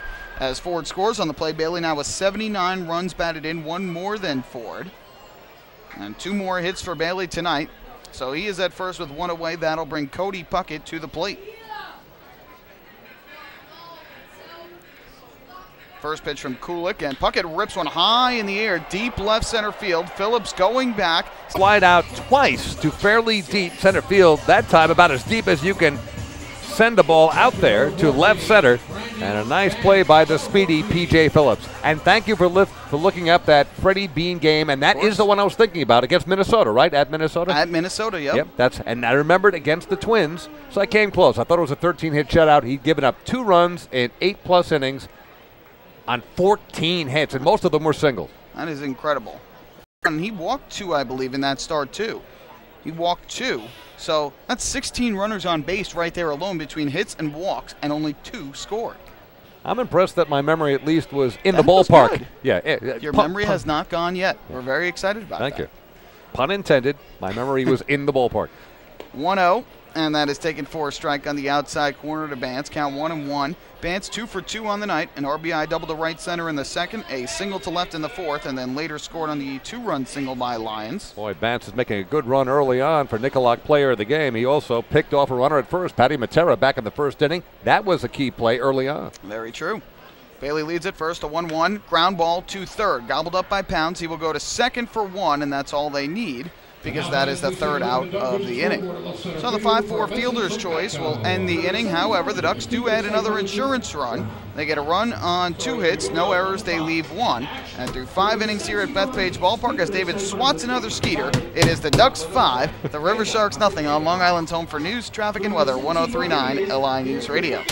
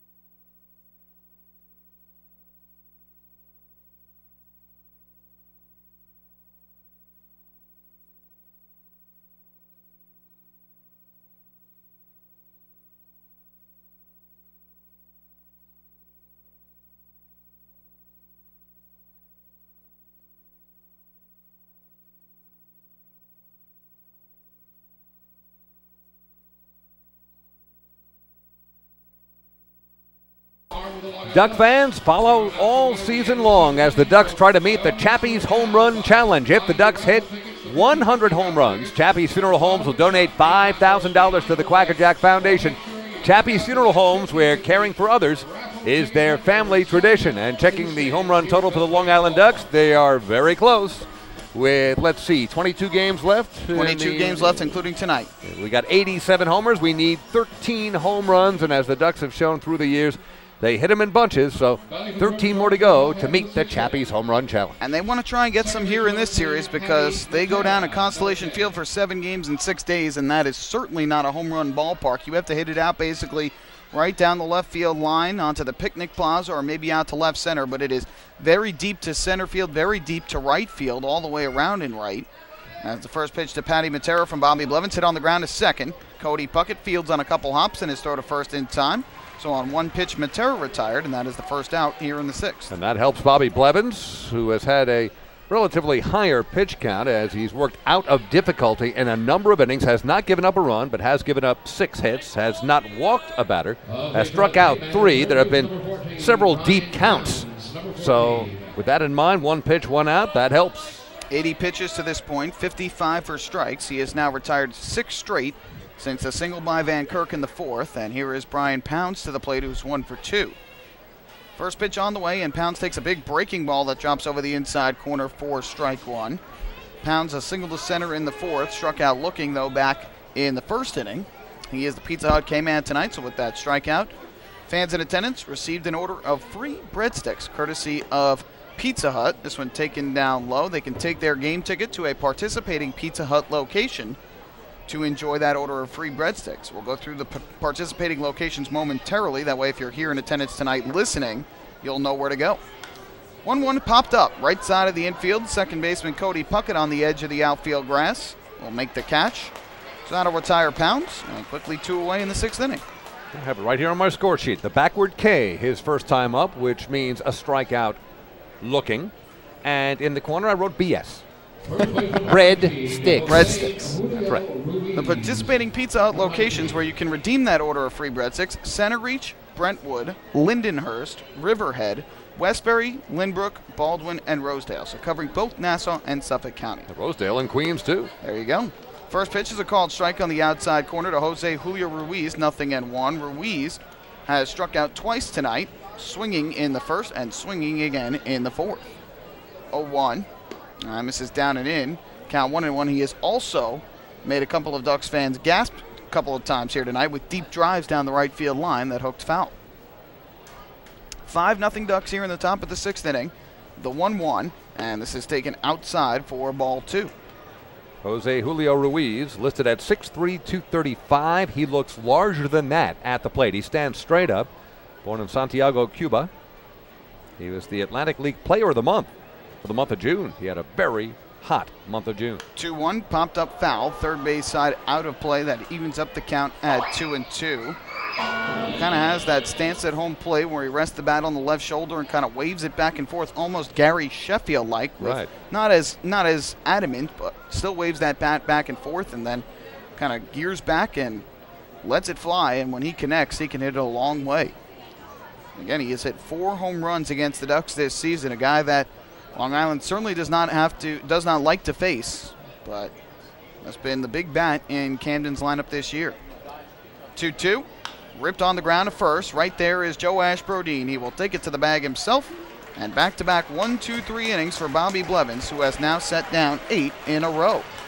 So a 1-2-3-6. We will take the game to the bottom of the 6th inning. Ducks ahead of the Riversharks 5-0 on Long Island's home. For news, traffic, and weather, 103.9 LI News Radio.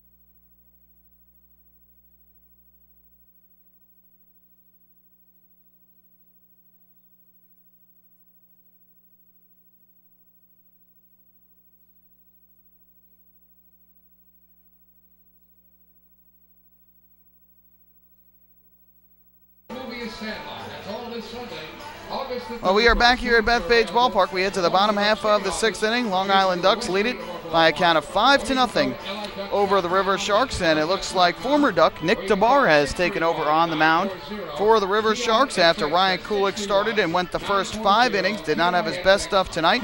So Nick DeBar, the right-hander, who was a member of last year's and the 2012 Long Island Ducks championship teams, will return to the mound here at Bethpage Ballpark tonight. And here in the inning, he will face Joe Ashbrodeen, Dan Lyons, and Phelan Lantini. Let's take a look at the numbers for Nick DeBar, making his 16th appearance for the Riversharks.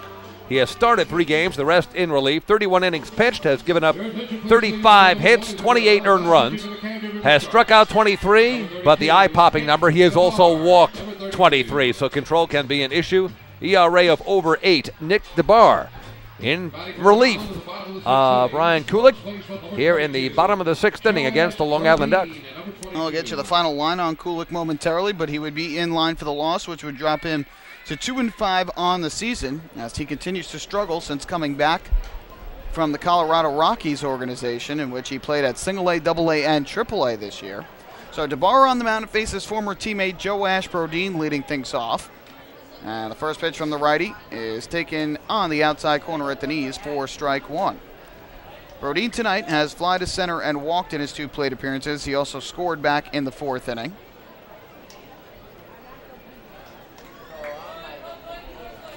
DeBar works out of the stretch, the 0-1. That's down in the dirt, blocked there by Morales. That'll even up the count at 1-1. Again, DeBar struggled last year with the Ducks, and the struggle's coming back again this year. The walks were always an issue. 23 walks, as you mentioned, David, in 31 innings this year. Certainly not going to lead you to success. And now the 1-1 on the way. Kick and the pitch, and Brodeen will swing and ground one to the right side. There is the second baseman, Matera. And his throw at first in time for the out to retire Brodeen, 1 away.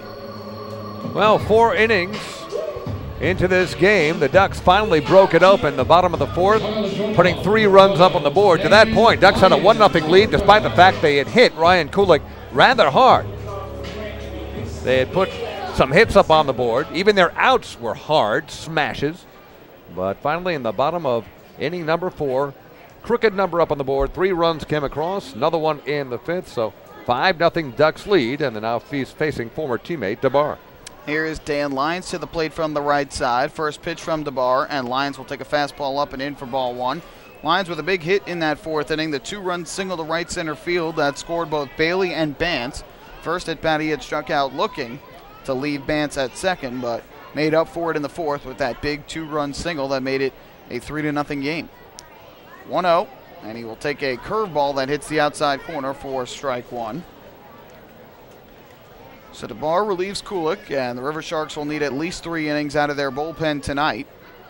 Meanwhile, Blevins has settled in nicely for the Ducks and has thrown 6 scoreless innings. 1-1 from the right-hander, and Lyons swings, and it's a high pop-up in the air to left field towards the line. Van Kirk racing over, camps under it, makes the catch to retire Lyons. So a good start for Nick DeBar tonight. 2 batters, 2 outs here in the 6th inning. Well, Dan Lyons, who does have 3 homers on the season, that was a home run cut, just got under it. But you could argue he has had, as you mentioned, Michael, the biggest hit in this game. Bases loaded, 1 out, Ducks only leading 1-0, in need of more runs, and he hit that 2-run single to the right center field power alley. Nearly cleared the bases.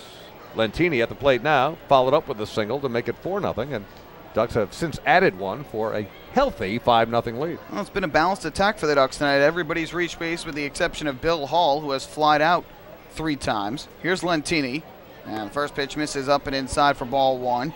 And 6 of the 9 Ducks batters have at least 1 hit in the game, with 3 picking up 2.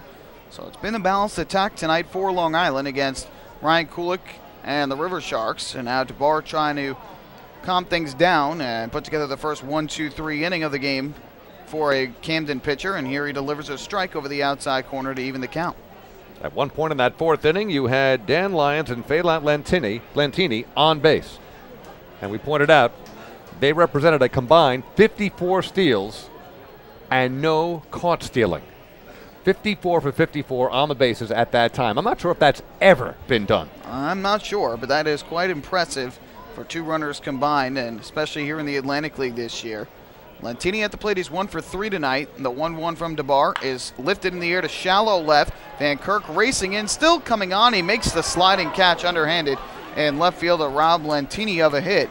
And that will put an end to a 1-2-3 6th inning. Good inning for the right-hander Nick DeBar in his return here to Bethpage Ballpark. So we have played 6 here at Bethpage Ballpark on this Friday night, the start of Labor Day weekend. Ducks lead it 5-0 over the Riversharks on Long Island's home for news, traffic, and weather, 103.9 LI News Radio.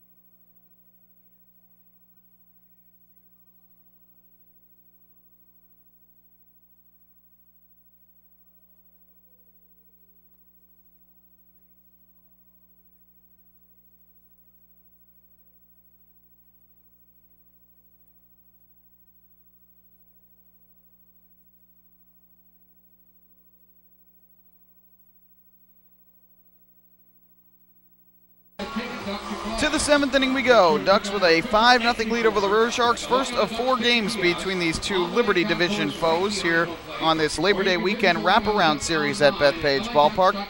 So we go to the 7th inning. Van summer's still going on, so why not chill out with a cold cup of Hampton Coffee Company gourmet iced coffee available right here at the concession stands at Bethpage Ballpark. Hampton Coffee is the preferred coffee of the Long Island Ducks. You can visit HamptonCoffeeCompany.com or check out their cafes out in the Hamptons. Michael Pollock alongside David Weiss as we go to inning number 7. It'll be Brian Van Kirk, Jose Morales, and P.J. Phillips, the 5, 6, and 7 hitters in the River Sharks order against right-hander Bobby Blevins, who has retired 8 straight River Sharks batters and has thrown 6 shutout innings here tonight. We will also, in this 7th inning, take a look at the out-of-town scoreboard, get you caught up around the Atlantic League and the major leagues. First pitch, and Van Kirk swings and misses at a nasty breaking ball diving down and away. Count is 0-1. Van Kirk tonight for the River Sharks has gone 1 for 2, grounded to third in the 2nd, and singled to center in the 4th. 0-1, and that misses up and inside to even up the count. Still 4-2 Patriots over the Revolution as they play in the top of the 8th inning at Santander Stadium in New York. Josh Lowy started for the Patriots. Juan Rincon is now in the ballgame as Van Kirk hits a towering pop-up in the air to shallow left center on the outfield grass. The shortstop Dan Lyons makes the call and makes the catch. So Van Kirk retired for the first out. That's 9 in a row for Bobby Blevins and counting. He has really settled down. So again, Lowy started for Somerset. Rincon is now in the game. Corey Thurman has tossed all 7 innings so far for York. The Patriots having 2 hits, 2 RBIs, and 2 runs scored from Ty Wright leading the way. Sean Smith had a 2-run home run for the Revolution. And in Bridgeport tonight, it is all Skeeters. Not good news for the Ducks. Sugar Land leads it 9-2 over the Bluefish, top half of the 6th inning. First pitch on the way to Jose Morales is taken down and in, caught him on the foot, I believe. So Morales will head down to first base. That ends the streak of 9 straight, and the first hit batter of tonight's ballgame. That one skipped in, a little too close to Morales, and he's no worse for wear. He wears that shin guard, and it looked like that ball struck the shin guard. And I think we all know, just if you, let's say, hit your shin on the coffee table, how much that hurts and for how long. Yep. Wow. It is a lingering pain that does not go away for a while. Yeah, there's no meat there. It's all bone. Yep. So that'll bring P.J. Phillips to the plate with 1 on and 1 out here in the 7th inning, and Blevins will have to work out of the stretch once again. Right-hander gets the sign, and his first pitch on the way to the River Sharks center fielder is popped up in the air to shallow right. Drifting in is Lentini. Still coming on. He'll make the catch. So on 1 pitch, Phillips is retired. He is now 0 for 3 in his first visit back to Bethpage Ballpark since last year's championship series. And with 2 down, that'll leave it up to Eric Perez.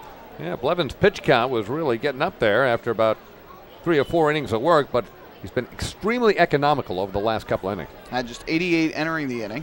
So again, it's 9-2. Sean Gallagher of the Skeeters is still pitching. Kyle McMillan started for the Bluefish. He has since been replaced by Joe Bateman. Skeeters have 2 RBIs apiece from Bridger Hunt and Todd Jennings, a pair of former Ducks, to lead the way. First pitch swung on and missed by Perez, who was 1 for 2 tonight, the count 0-1. And it's Southern Maryland. Lancaster has tied things with Southern Maryland. 2-2 the score, top of the 6th inning. 0-1 up coming from the right-hander. Blevins comes set. Deals to the plate, and the fastball misses up high for ball 1. Dan Osterbrock started for the Barnstormers. He is still pitching. Gabriel Hernandez started for the Blue Crabs. Wade Corpy is now in the ball game. Count of 1-1 here. Leading off at first base is Morales, as this one fouled over the screen and behind the plate, and the count goes to 1-2. Yankees with 3 runs in the 7th inning now have a 3-1 lead over the Blue Jays. Chris Capuano started for the Yankees. Mark Burley started for the Blue Jays. Aaron Loop has come into the game. Jose Bautista hit his 27th home run of the year for the Blue Jays. The Yanks getting a 2-run double from Brett Gardner. An RBI double and another run scoring on an error. And then Gardner scoring on an error as well in the inning, making it 3-1. It's amazing how well the Yankees have done against Mark Burley through the years. Remember, the same Mark Burley who once threw a perfect game, I believe, as a member of the White Sox? No, yeah, as a member of the White Sox. Former Duck Ramon Castro was his catcher in that game. That's right. Now it's just 5-1 as I just see Jacoby Ellsbury hit a 2-run home run. He has been red hot. Unbelievable. Can't get him out. And he went through a prolonged slump. No question.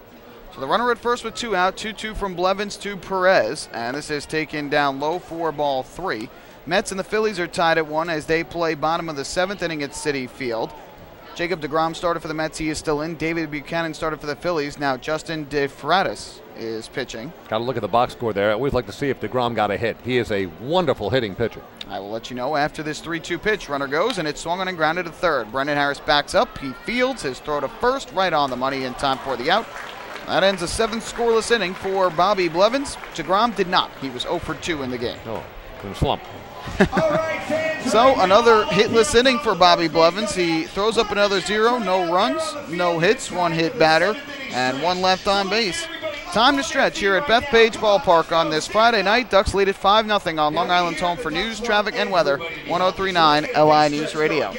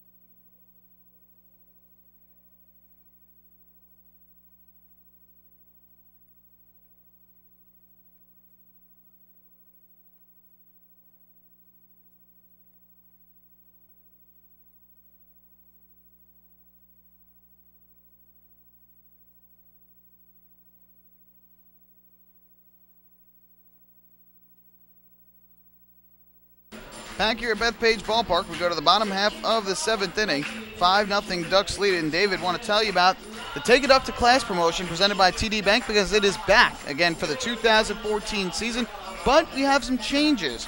Again, the basis of the essay contest, kids out in the community can write an essay of 250 words or less and have a chance to have Quacker Jack visit their school during the winter months of the season.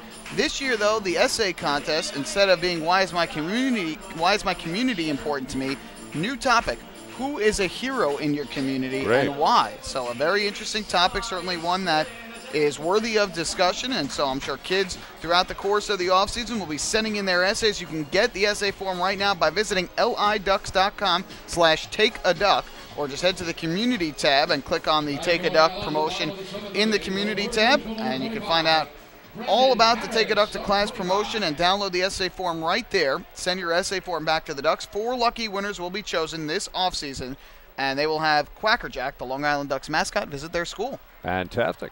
Pretty exciting promotion. I've been on several of those. It is a great, great day for the kids at their school to see the Ducks mascot at the school for an hour. First pitch is taken for a ball down low to Brendan Harris, and the count is 1-0. 5-0 Ducks lead as we play in the bottom half of the 7th inning. Harris is 0 for 2 tonight. Did draw a walk, though, back in the 3rd inning. He'll be followed by Ford and Hall. Nick DeBar still on the mound, and the 1-0 is a fastball strike over the inside corner, count even up at 1-1. The folks at TD Bank do a great job, too, sponsoring that promotion. And in years past, I had the opportunity to go to so many elementary and middle schools with not only Quacker Jack, but Ray Navarrete used to make many of those trips. And I tell you, those young Duck fans were riveted with Ray's stories of what it was like to face the likes of Mariano Rivera in a preseason game, which he did. Absolutely long right. ago. Breaking ball strike on the outside corner here to Harris. The count 1-2. Navarrete was a consistent visitor to schools on Long Island while he was still a member of the Ducks, of course retired after last season. But a great motivational speaker, just so personable, and we loved having Ray with us while he was here, and he's still doing well. Recently had him on the radio when he was here back on Sunday, August 17th. Got a chance to throw out a ceremonial first pitch here at Bethpage Ballpark. He's doing well. He's living the big city life now in New York City on the Upper East Side, and really enjoying with his focus solely on Dig Me. 1-2, lifted in the air to shallow right center field. Zach McPhee racing in. He will not get it. It drops in for a base hit. So Brendan Harris picks up the single to right, and he has now hit safely in 11 consecutive games. That figures. He hit a hard fly to right, which was caught his first time up. He's also walked and then lined hard to third base, which led into a line drive double play. What happens here? Doesn't hit it very well at all. Bloops it, ends up with his first base hit. That's the way baseball works. That's it. You can hit the ball as hard as possible sometimes, but if you don't hit it to the right spot, you're not going to get a hit. However, you can also hit it softly or break your bat, and if it finds the right spot, you'll pick up that hit. First pitch on the way is a breaking ball down and away to Lou Ford, and the count 1-0. A multi-hit night once again for Lou Ford tonight. He has a double, a single, and a run scored in 3 trips to the plate. Obviously, that 0 for 5 last night didn't taste good against the Somerset Patriots, and Lou is back into the hitting department with 2 more tonight. 44 multi-hit games this year for him as he takes a breaking ball strike at the knees on the outside corner. The count even up at 1-1. So the Ducks now with 10 hits in the ball game tonight. They had 10 hits in last night's game in a 4-3 loss. Here tonight, though, they lead 5-0. 5 runs, 10 hits, but more than a nickel and dime effort from the Ducks tonight. Thank you. 1-1, and Ford takes down low for a ball. Count 2-1. You have been waiting to say that one. All season, in fact. All just season waiting you've for been the waiting 5 and 10 up on the board. And you finally got it and saw it at the right time where you're like, you know what, I'm going to drop this line right now. Sounded better in my head. David Weiss, the comedian, folks. 2-1 count here on Lou Ford. That's all I got. DeBar deals, and Ford swings and chops it foul at home plate. Big hack, but chopped it right into the ground, and the count 2-2. Ford will be followed by Bill Hall. Again, Hall is the only Duck tonight that has yet to reach base in the game, and the Ducks now have hits from 7 of their 9 batters tonight. The only exceptions being Hall and Brodeen, who is 0 for 2 with a walk and a run scored. Ready to go is DeBar, working out of the stretch. And the 2-2 pitch on the way is inside. That caught Ford right either on the left side or the left arm. So DeBar hits his former teammate, Lou Ford. And for Ford, that is the 13th time this year he has been hit by a pitch. Well, Lou stands well up on the plate, but make no mistake, that's the last thing Nick DeBar wanted to do. But that wasn't exactly a breaking ball that didn't break. That just simply got away from Nick DeBar. Yeah, I mean, you saw the release point. It was coming straight toward Lou, and there's nothing he could do to get out of the way. And right after throwing that pitch, DeBar kind of looked down at his hand and kind of slapped that hand right on his leg as if to show some frustration. So the Ducks set up here first and second, nobody out, and their cleanup hitter at the plate, Bill Hall, who again has flied out all 3 times he's come to the plate tonight, twice to left, once to right. First pitch, and he'll take the ball down and away.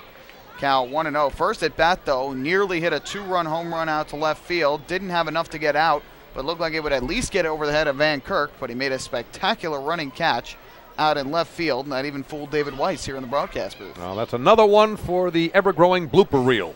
You may hear it at some other point. 1-0 count. DeBar's pitch, and Hall will take up and inside. And the Riversharks righty now behind on Hall, 2-0. Ducks threatening to add to their 5-run lead here in the bottom of the 7th. Bobby Blevins with 7 shutout innings tonight. He's given up just 6 hits in the ball game. Has been his usual self here, and the Ducks offense has given him some good support here early on, now trying to add to it. Right-hander kicks, fires, and the 2-0 is taken up and a bit outside. Close pitch. DeBar did not get the call, and now DeBar is 1 more out of the strike zone away from loading up the bases for the dangerous Adam Bailey. And nobody out, so the Ducks really want to blow this open here if possible and erase all doubt. So here comes a 3-0 pitch. Hall likely taking all the way. DeBar kicks and fires, and Hall will take, and that's right down the middle for strike 1. Michael, you mentioned how deep this lineup is. It's been a balanced attack tonight. It's been the key to success for the Ducks in the second half in climbing out of that hole after losing 13 in a row. When it comes to hitting, one part of the lineup can pick up another part. We've seen many games where the bottom portion of the lineup has carried the team. So tonight, it's been a total team effort. Now it'll be a 3-1. DeBar deals, and Hall will take a strike over the outside corner. Another good fastball from DeBar, and he just painted the black. Hall was about to take off his shin guard thinking he had ball 4, but now the count full at 3-2, and we'll see if Kevin Baez maybe puts the runners in motion. Don't think he will, though, because Hall does have a tendency to strike out. Harris at second does not have great speed. Ford at first, the better of the two in terms of the speed department. DeBar's 3-2, and Hall takes up and inside for ball 4. So good at bat there for Bill Hall. He draws the walk. Third given up by Riversharks pitching tonight. It is another Municipal Credit Union walk with a purpose. Every time a Ducks batter walks, the Quacker Jack Foundation wins. So now the Ducks with the bases loaded and nobody out here in the bottom of the 7th inning. And that will bring Adam Bailey to the plate. Brendan Harris at third, Lou Ford at second, Bill Hall at first. And Adam Bailey was already 2 for 3. Ducks looking to build on this already sizable 5-0 lead in the bottom of the 7th. Bailey has been fantastic this year with the bases loaded, a .353 average. He has 2 grand slams and 17 runs batted in. As a team, the Ducks have gone deep with the bases loaded 8 times. Now the first pitch to him is a fastball downstairs for ball 1. Bailey, another multi-hit game tonight. He is 2 for 2 with 2 singles, has driven in 1 and scored 1. He has also grounded out to third.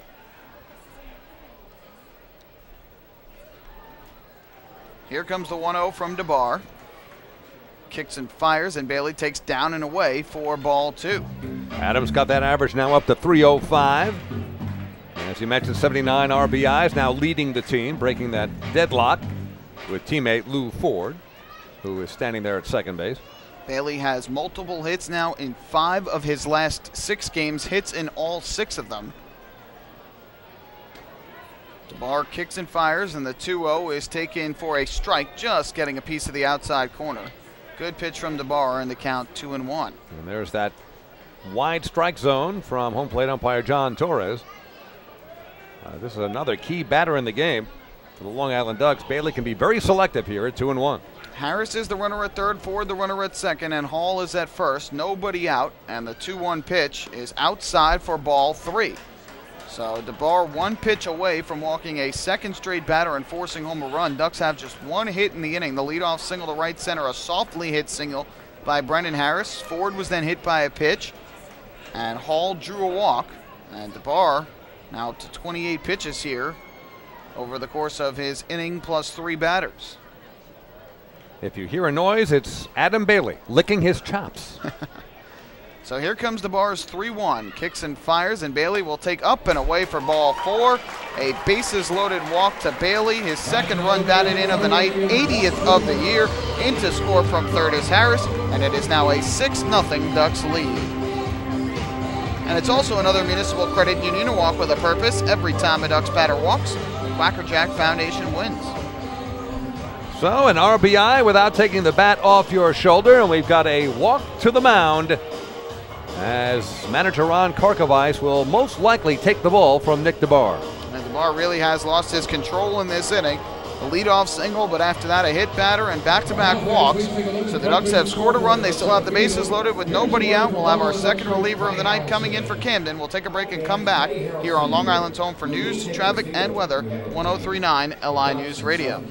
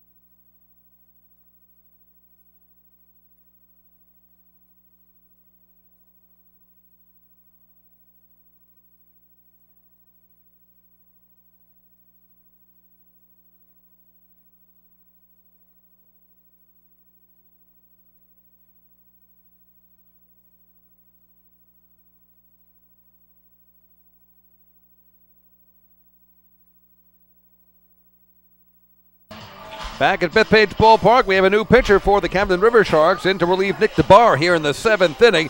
Ducks loading the bases and then getting a bases-loaded walk from Adam Bailey. So here in the 7th, DeBar got no one out, and the 3 runners on are all his responsibility. New pitcher in the third of the game for the Sharks is right-hander, the 6-foot right-hander from Bloomington, Illinois, where he still resides, Dan Blewett. Numbers on Blewett on the season. He's making his 28th appearance. He has started 6 games, the rest in relief, of course. 52 in the third innings pitched, has given up 51 hits, 28 earned runs. He has struck out 42, walked 22, an ERA of 4.82. Dan Blewett, new pitcher for the Camden Riversharks, will be facing Cody Puckett with the bases loaded, still nobody out. 1 run in here in the 7th for the Ducks, who have a 6-0 lead on the Sharks. And Cody Puckett, one of the guys you certainly want coming up to the plate with the bases loaded. 19 at-bats this year. He is hitting .526, has 1 grand slam, and a team-high 21 runs batted in with the bases loaded this year. 21 of his 67 RBIs this season have come with the bags full. And he's got runners at every base. Lou Ford at third, Bill Hall at second, and Adam Bailey at first. Again, the Ducks have just 1 softly hit single in the inning. They have a hit batter and 2 walks as well. Line not final yet on Nick DeBar. He is responsible for all 3 on the bases. And the first pitch to Puckett is a fastball in at the knees for strike 1. Puckett 1 for 3 tonight. He doubled to left and scored back in the 2nd inning. Since then, though, has flat out twice to deep center field. A great running catch by P.J. Phillips in the 5th inning out in left center. Blewett works out of the stretch. And the 0-1 is swung and popped up foul. First base side out of play. And the count now 0-2. So Cody Puckett trying to extend this lead again. The Ducks with 6 runs on 10 hits in the ballgame. Camden with no runs on 6 hits. Blevins has been spectacular over 7 scoreless innings, but if the Ducks really blow this game out here in the 7th inning, chance that Kevin Baez turns it over to his bullpen rather than overexert Blevins. But we will see what happens the rest of the way here in the 7th. 0-2. Blewett kicks and fires, and Puckett takes inside, almost hit him on the leg. And the count goes to 1-2. That would have been a hit by pitch and RBI. Ducks have him all over the pond here. No place to put Cody Puckett. So the runners will take their leads at every base. Blewett looks in for the sign from Morales. Now gets the pitch he likes. And the 1-2 on the way. Up and inside. Nearly caught him this time on the shoulder. So 2 close calls there for Dan Blewett. And Puckett was able to get out of the way of both. Count now even at 2-2. This is the kind of inning that can age a manager. You can only imagine what's happening to Ron Karkovice in the Camden dugout. Well, Camden's bats have been decent this year. .260 batting average as a team, which isn't bad at all. But a 4.80 ERA as a staff. 2-2, and Puckett swings, grounds one along the third baseline foul behind the runner at third, Lou Ford. So the count remains even at 2-2. If you want to know where Camden stands in the league, they're 3rd in batting behind the Ducks, who are at .279 entering tonight, and the Revolution, who are at .264. However, their pitching staff is 7th of the 8 teams, just 11 points shy of the Bluefish, who have a 4.91 ERA as a staff. And the fielding percentage for Camden this year, the worst in the Atlantic League at .967. So that's not helping. The lack of pitching and defensive problems. They've also committed a league-high 144 errors. The lowest in the league is Sugar Land at 91. There's the difference there between the best fielding team and the worst fielding team in the Atlantic League. 2-2 the count. Blewett ready. Kicks and fires, and Puckett takes up high for ball 3. So a good at-bat here for Cody Puckett. Has worked the count from 0-2 to 3-2, and the Ducks trying to draw their 3rd consecutive walk. Look at those comparative statistics in pitching. The Ducks give up more than a run less a game on average, with an ERA of 3.72. Payoff pitch upcoming. Nobody out in the inning, and the 3-2 to Puckett is up and inside for ball 4. Puckett draws the walk. 3 straight free passes to the Ducks. This will force home Ford from third, and it's now 7-0 in favor of Long Island. So give Puckett his 68th run batted in of the year as Ford scores from third. Everybody else moves up another base. And here's Brandon Vance to the plate. A bloop, a hit batter, and 3 consecutive free passes. And 2 runs in, and you would think more to come. The Ducks already with a healthy 7-0 lead, looking to add to it here with Vance at the plate. Inning has the feeling of that Looney Tunes cartoon where all the guys were basically just going station to station as almost a conga line around the bases. Everybody moving from base to base here. A single, a hit batter, and 3 straight walks. Here's Brandon Bance, and the first pitch to him is a fastball down low, and the count is 1-0. Bance tonight has had a good game. He is 2 for 3 at the plate with a double, a run batted in, a single, and a run scored. It is an inning like this that doesn't do much for pace of play in the Atlantic League or for this game. Bance is 2 for 5 this year with the bases loaded, a grand slam, and 5 runs batted in. The 1-0, and he takes a fastball downstairs for ball 2. And boy, Dan Blewett relieving Nick DeBar here in this 7th inning after DeBar walked back-to-back hitters. And now Blewett having trouble finding the strike zone. That's contagious, apparently. Ducks are going to be selective here. They don't mind tacking them on one at a time, if necessary. So Blewett will work out of the stretch. We'll see if Bance gets a good pitch to hit here with a count 2-0. Blewett kicks and fires, and Bance will take a fastball that just hits the outside corner for strike 1. The Ducks have Bill Hall at third, Adam Bailey at second, and Cody Puckett at first. Bailey and Puckett with good speed. Hall does not.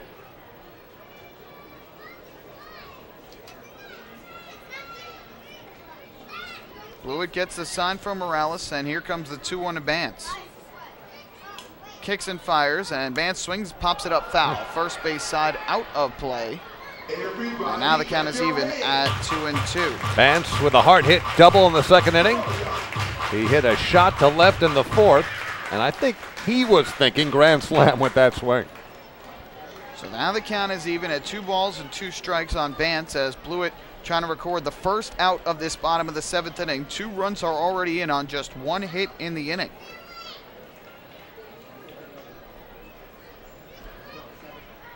Runners will lead from every base here at Bethpage Ballpark. Blewett comes set, and his 2-2 to Bance is swung on and missed for strike 3. Got him on the fastball upstairs. Bance took a big hack and swung through it. So there's the first out of the inning as Bance strikes out, just the 2nd strikeout for Camden pitching tonight. And with 1 away, that'll bring up Joe Ash Brodeen. Well, we have talked ad infinitum about the deep Duck lineup. It doesn't get any easier. Number 8 man in the order, Joe Ash Brodeen now with the bases loaded, and Dan Lyons waiting on deck, who had probably the biggest hit of this game back in the 4th. So Camden still has some work to do, even though damage has already been done. So here's Brodeen, switch hitter from the left side. First pitch swung on and fouled back. Got a good pitch to hit, took a great swing, but just missed and fouled it straight back. Brodeen this year, .231 hitter with the bases loaded in 13 at-bats, no homers, but has 10 runs batted in. Tonight he's 0 for 2 at the plate with a flyout, a groundout. He's also walked and scored. That came back in the 4th. 0-1, and Brodeen swings and misses. Looked like a changeup over the outside part of the plate, and the count quickly 0-2. Being played straight away, outfield and infield, and no doubt Riversharks would just love for Brodeen to hit something on the ground hard enough to turn 2 and get out of this mess. So here comes an 0-2 pitch. Runners lead at every base for Long Island. Pitch from Blewett, and Brodeen takes a fastball that missed the inside corner. Count now goes to 1-2. With Hall's walk earlier in the inning, every Duck has reached base at least once in the game. But again, he and Brodeen the only 2 without a hit tonight. 10 hits total as a team. Hall at third, Bailey at second, Puckett at first, and the 1-2 from Blewett. Fires to the plate, and Brodeen swings and misses for strike 3, chasing a pitch way down and outside. Back-to-back hitters chasing pitches well out of the zone here, and you almost get a sense they're trying to pull the trigger and get that big grand slam instead of staying patient. But Bance and Brodeen chase out of the zone, and with 2 outs now, that'll leave it up to Dan Lyons. You don't see that often from Brodeen, and chasing a pitch that far outside, but now Dan Lyons had that 2-run single in the 4th that made a 1-0 lead a 3-0 lead and got the Ducks on their way. So after walking the first hitter, he faced Cody Puckett to bring in a run that was charged to DeBar. He's gotten back-to-back strikeouts. Now here is Dan Lyons to the plate. First pitch to him is popped up in the air, shallow right. First baseman Jose Julio Ruiz along the line will make the catch in foul territory And a nice job by Dan Blewett to avoid any further trouble here in the 7th inning. However, the Ducks send 8 men to the plate. They get 2 runs in the inning on just 1 hit, 3 walks and a hit batter in the inning as well. No errors, 3 left on base for Long Island. And through 7 innings tonight, it is now Long Island 7, Camden nothing on Long Island's home for news, traffic, and weather, 103.9 LI News Radio.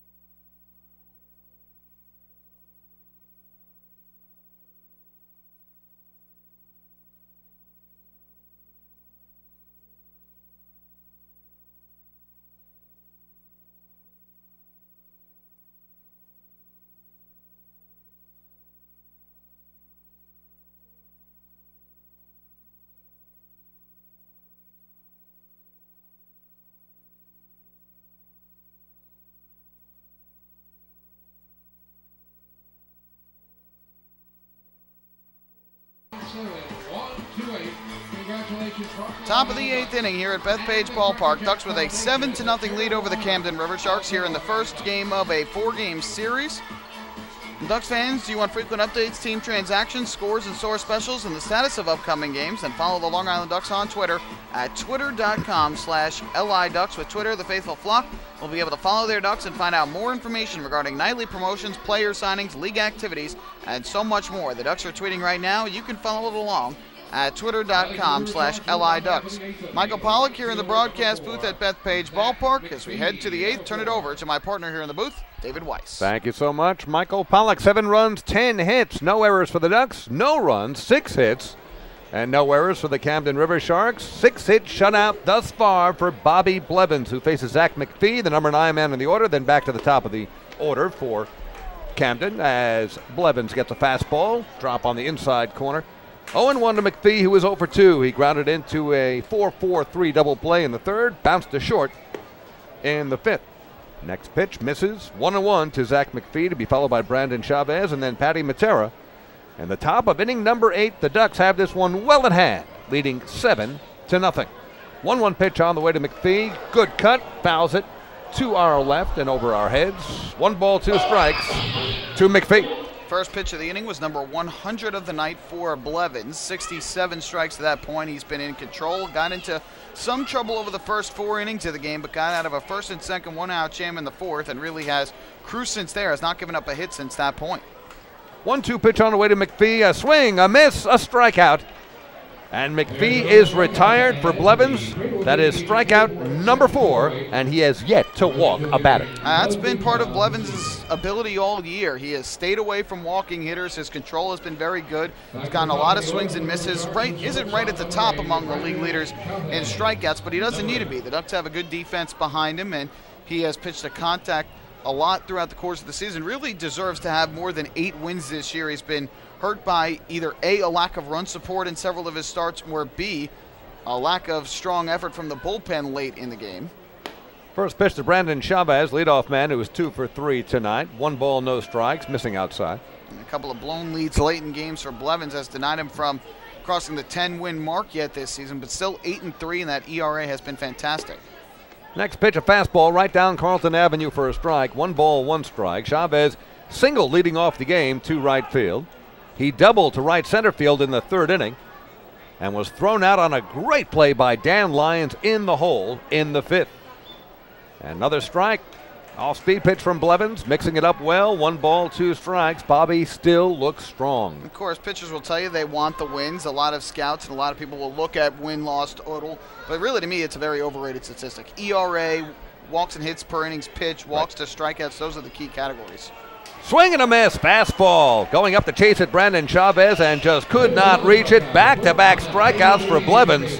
who looks like he wants to finish with a flourish. And the one thing you like about a guy like Blevins, especially in a performance like this, is he's getting stronger as the game goes on. Again, over the first 4 innings, he gave up 6 hits, all 6 hits coming in the first 4 innings, ran into trouble basically every inning except the second, but since that point has allowed just 1 base runner, and that was on the hit by pitch in the 7th inning to Jose Morales. Patty Matera at the plate, and a good curveball drops on the inside corner for a strike. 0-1. Matera is 1 for 3. He singled in the first. At that point, Camden, top of the first, had first and second, nobody out, but Matera was picked off. A great throw from Brandon Batts, and a great grab at third base by Brendan Harris. The throw across high. Brodeen keeps his foot on the bag. A bang-bang play at first. Fine play all the way around. Harris with the glove, and Brodeen with the catch and keeping his foot on the bag. So the Ducks doing everything right at this point. 2 strikeouts in the inning. Another 1-2-3 inning for Bobby Blevins. Side retired with nothing across. We have finished 7.5. We go to the bottom of the 8th at Bethpage Ballpark, and the score remains the Ducks 7, the Sharks zip. Here on Long Island's home for news, traffic, and weather, 103.9 LI News Radio.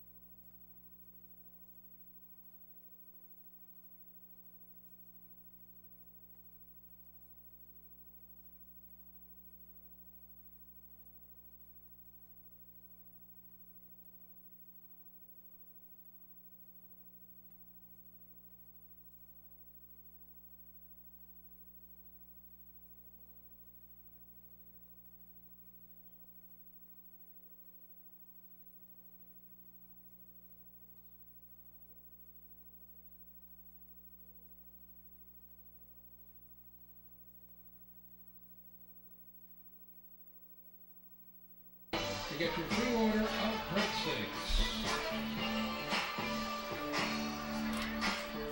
We go to the bottom of the 8th inning. Ducks with a commanding 7-0 lead to this point, out hitting the Riversharks 10-6. They'll send the top 3 in their order to the plate. Dan Blewett staying in the game for Camden. And then we'll see if Kevin Byas allows Bobby Blevins to go back out to the mound to try and complete his first shutout of the season. He has thrown 8 scoreless innings tonight and has retired 14 of the last 15 hitters he has faced. Lantini is 1 for 4 here tonight, batting from the right side against the righty, Blewett. And Blewett misses high and away. 1 ball, no strikes. Lantini has flied to left, bounced to third. An RBI single in the 4th. That was the big 3-run 4th for the Ducks. And fly to deep left field in the 6th. Didn't miss a homer by much as he swings hard and fouls one to our right, out of play. Count 1-1 on Fay Lantini, to be followed by Brendan Harris and then Lou Ford. Top third of the order against the Riversharks and their third pitcher, Dan Blewett. Ducks leading 7-0 here in the bottom of the 8th inning at Bethpage Ballpark. Great crowd on hand, the first of 4 against the Sharks as Lantini lifts one in the air, playable infield. Brian Pounds, third baseman, on the dirt, makes the catch, 1 down.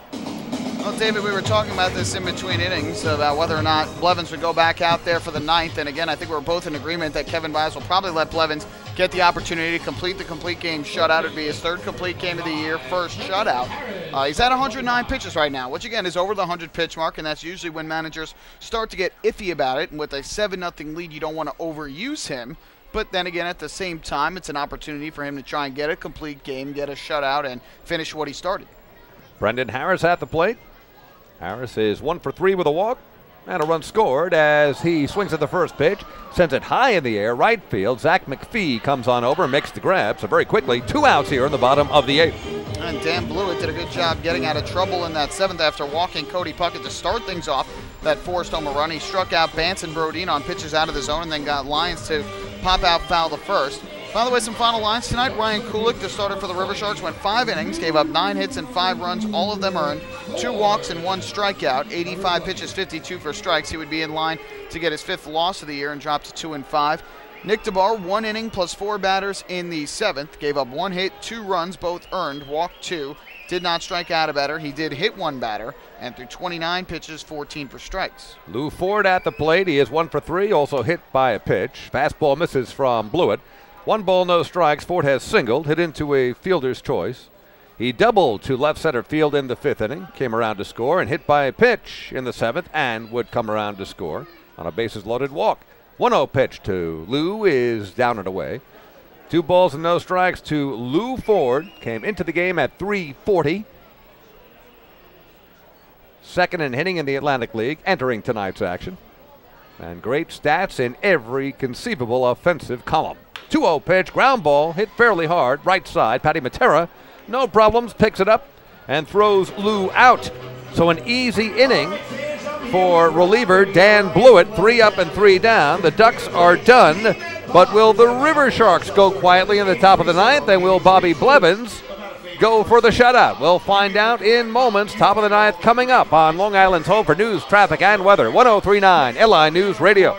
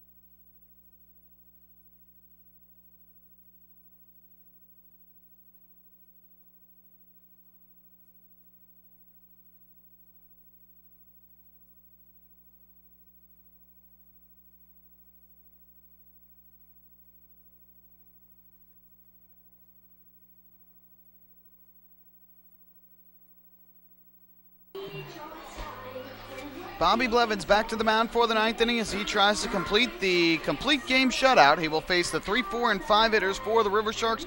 He's been spectacular tonight. 8 innings, of scoreless baseball. He's given up just 6 hits in the ball game, no walks, 5 strikeouts. Vintage Blevins. He has hit just 1 batter, and again he will face Pounds, Julio Ruiz, and Van Kirk here in the 9th inning. Blevins has not given up a hit since the 4th inning. A bloop single from Brian Van Kirk. Only hit a batter since. Everybody else has been retired. Brian Pounds at the plate. Righty-righty matchup. First pitch on the way. Just missing. Low and away. 1-0. Good start to the good pitch there from Blevins, but he must have just missed down and away to Pounds, who again is 1 for 3 tonight. The lone hit, a single to center in the 4th. Pound stands well up on the plate. The 1-0 is on the way, and there's a little number. About 5 hops to Cody Puckett. And the soft toss over to Joash Brodeen. 4-3 on the scorecard. 1 up, 1 down here in the 9th. It really is incredible. Again, Blevins ran into some big trouble early in the game. First inning had given up hits to the first 2 hitters after getting ahead 0-2 to both, but got the big pickoff at first base of Matera. Struck out Pounds looking, struck out Julio Ruiz swinging. In the 3rd inning, gave up the leadoff hit to Perez, but got the double play he needed, and then got a ground out from Matera after the double from Chavez. And then in the 4th, 1st and 2nd with 1 out in the inning, got flyouts from both Morales and Phillips. And from that point on, he's been in cruise control, and the Riversharks really have not had many good swings since the 4th inning against the righty. Not at all. He has made it look easy. First pitch from Blevins to Jose Julio Ruiz. Fastball sails outside and wide. 1-0. Julio Ruiz, tough night, 0 for 3, has struck out twice. Holds the bat high, standing on the left side. Big swing and a miss. You can feel the breeze from that swing up here. 1 ball and 1 strike to Julio Ruiz. Big slugger for the Riversharks, who have been shut out to this point. They have only 2 outs left to work with. 1-1 pitch, just missing inside, 2-1. Brian Van Kirk, fifth man in the order, waiting on deck. Blevins working quickly, and why not? 2 on the count. Pitch to Julio Ruiz is hit a long way down the right field line and just foul as it clears the fence to the right of the foul pole. Julio Ruiz has done that at least 3 times tonight. That's the 3rd time he has crushed one down the right field line into the Ducks bullpen, and I'm sure every time the fans here at Bethpage Ballpark, the hearts of all the fans and of Blevins kind of stop for a moment. Next pitch, ground ball, hit to second base. The shift was on. Cody Puckett playing basically short right field, tosses out Julio Ruiz. 2 up, 2 down. The Ducks are 1 out away. Well, it has to be a frustrating night for Jose Julio Ruiz, who is now 0 for 4 on the night with 2 strikeouts and 2 groundouts. 3 times he could have had a home run and just hooked all 3 of them, and he got some good swings off of Blevins, but aside from those 3 good swings, really has not looked good at all against Blevins, and it's all about capitalizing on the pitches you get to hit, and he's just been out in front by a hair on each and has nothing to show for it on an 0 for 4 night. So here's Brian Van Kirk, who is 1 for 3. Last chance for the Riversharks as Blevins misses down and away. 1-0. Van Kirk has bounced out, bloop single to center, and popped out. Righty-righty matchup. Bobby Blevins going for his 9th win and a 6-hit shutout if he can get Van Kirk. Next pitch on the way. Strike outside corner, 1-1. Blevins again, 5 strikeouts in the game, no walks, trying to record his 11th consecutive quality start dating back to July 4th. More than quality, this is a gem. 1-1 pitch on the way, hit, out of play, right side, it's 1-2. The Ducks and Blevins 1 strike away. Fans will be up, they'll be applauding. Everyone can taste it.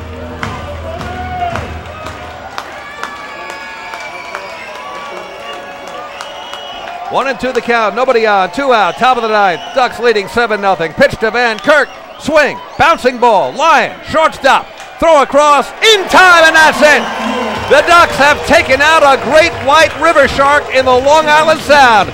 We're going to need a bigger ballpark. That taxidermist is going to have a heart attack when he sees the size of this duck.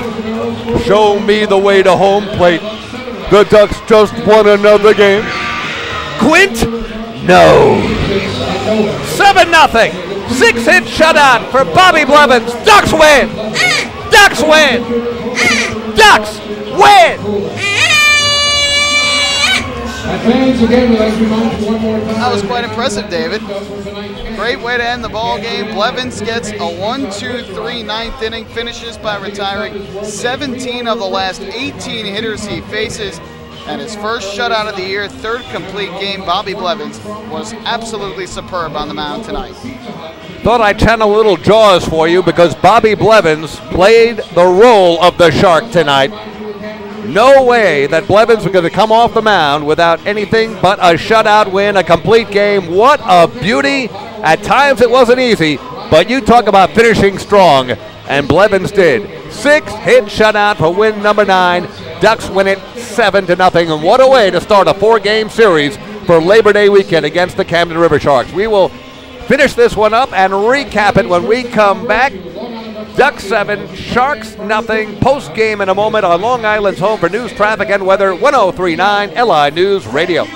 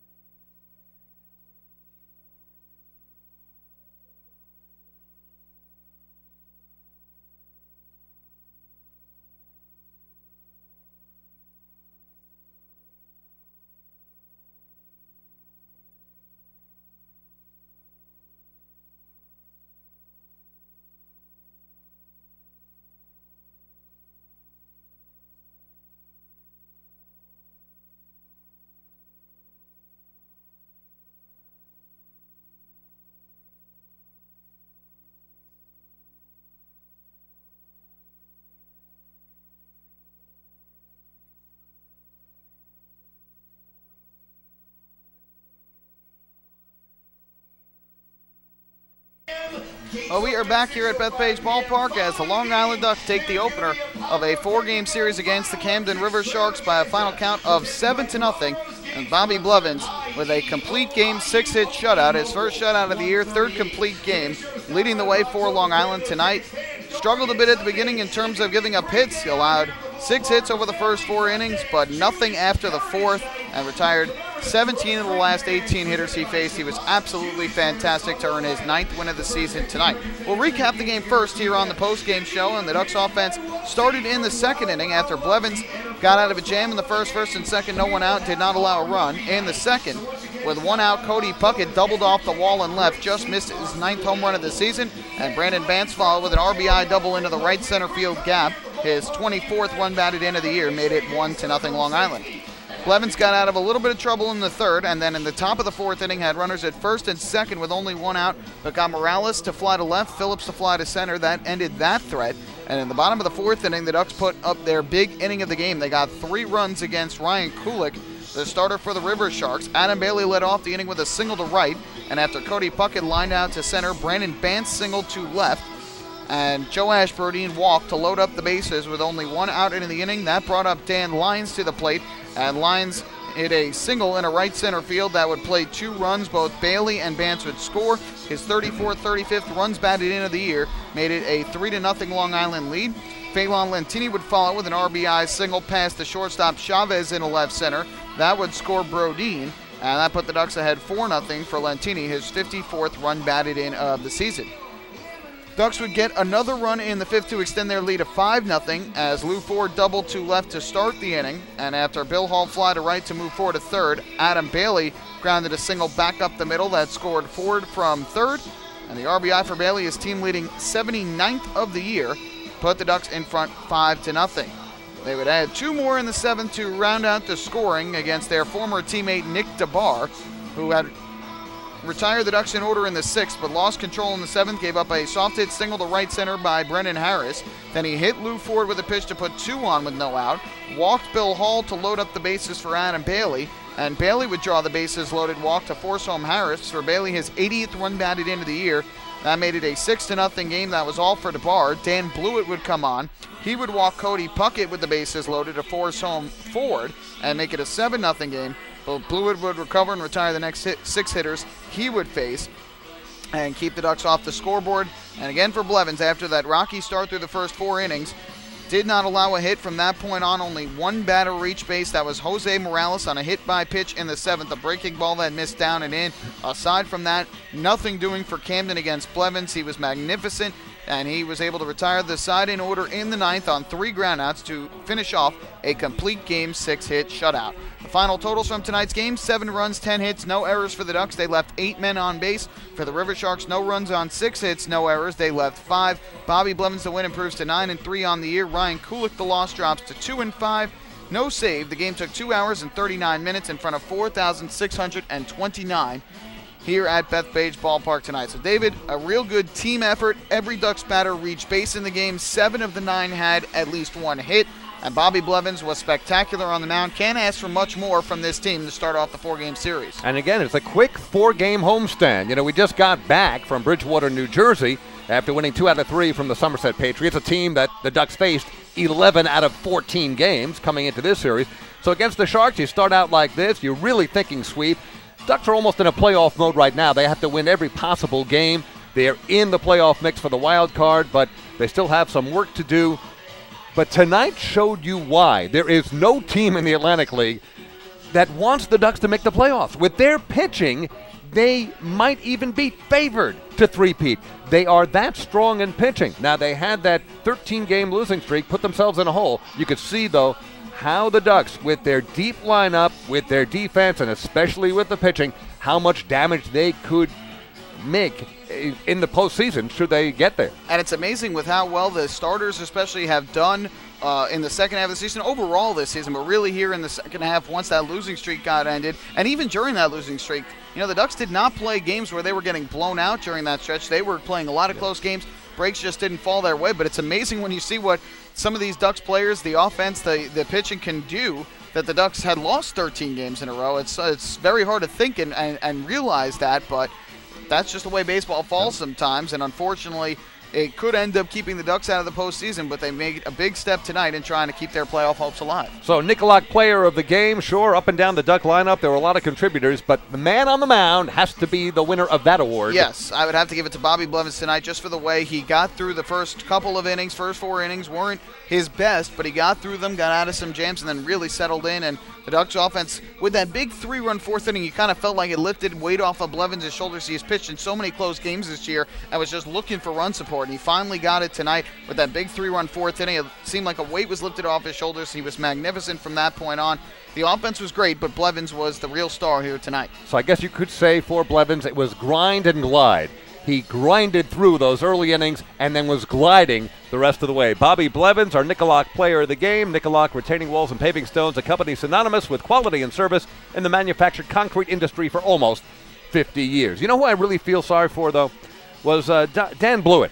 Dan Blewett, the pitcher who did a good job for the Riversharks when he came in. He's got an unfortunate last name for a pitcher. When you Blewett, I mean, can you imagine, you come home and you say, how did the Sharks do tonight? Who's the winning pitcher? Blewett. Oh, I'm sorry they lost. No, Blewett. I mean, it becomes an Abbott and Costello type routine. You're right. But Dan Blewett, one of the highlights for Camden. Their bullpen didn't pitch badly. The Ducks had a couple of big innings and obviously took advantage of some wildness from some of the Camden pitchers. Certainly did, but again, all the Ducks needed was a little bit of offense, which they got early and often throughout the game, and they got great pitching from Bobby Blevins. Really all they needed tonight with the way Blevins pitched was just 1 run. We will take a break. When we come back, we'll do the out-of-town scoreboard, set you up for tomorrow's second game of this 4-game series, then we'll wrap things up from Bethpage Ballpark tonight. Again, the Ducks win tonight 7-0 over the Riversharks here on Long Island's home for news, traffic, and weather, 103.9 LI News Radio.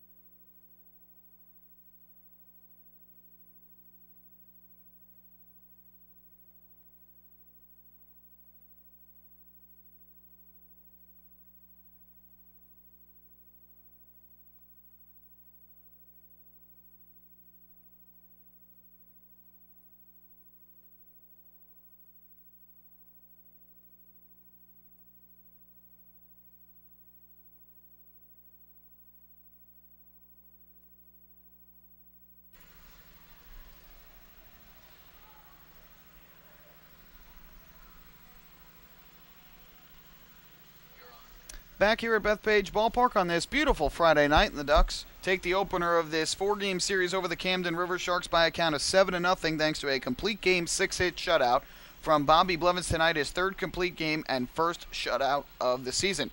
So with the win, the Ducks improved to 23-26 here in the second half, 63-55 overall this season. The Riversharks with the loss fall to 20-29 here in the second half, 43-76 overall in 2014. We'll take a look at the out-of-town scoreboard here. Not much help for the Ducks at this point. Games have not gone final yet, but doesn't look good right now on the scoreboard. Patriots, with a run in the top of the 10th inning, have taken a 5-4 lead over the York Revolution in York, Pennsylvania. Ducks came into the game 6 games behind the Patriots for the second half Freedom Division title and first place in the division. Patriots getting the run in the 10th. Again, Josh Lowy started for Somerset through 5 innings of 2-run ball. He gets a no decision. John Hunton is now in, trying for his 43rd save of the year. Corey Thurman started for the Revolution. He will get a no decision. And Mark Hendrickson, the most recent pitcher for York. Somerset has gotten 2 hits, 2 RBI, and 2 runs scored from Ty Wright to lead the way. York Revolution have 2 RBIs apiece from Sean Smith and former Duck Bryant Nelson. As for the Skeeters, who currently hold first place in the Freedom Division, they lead the Bluefish tonight 10-2, top half of the ninth inning up at the ballpark at Harbor Yard in Bridgeport, Connecticut. Sean Gallagher started for the Skeeters. Andrew Johnston is currently in the ballgame.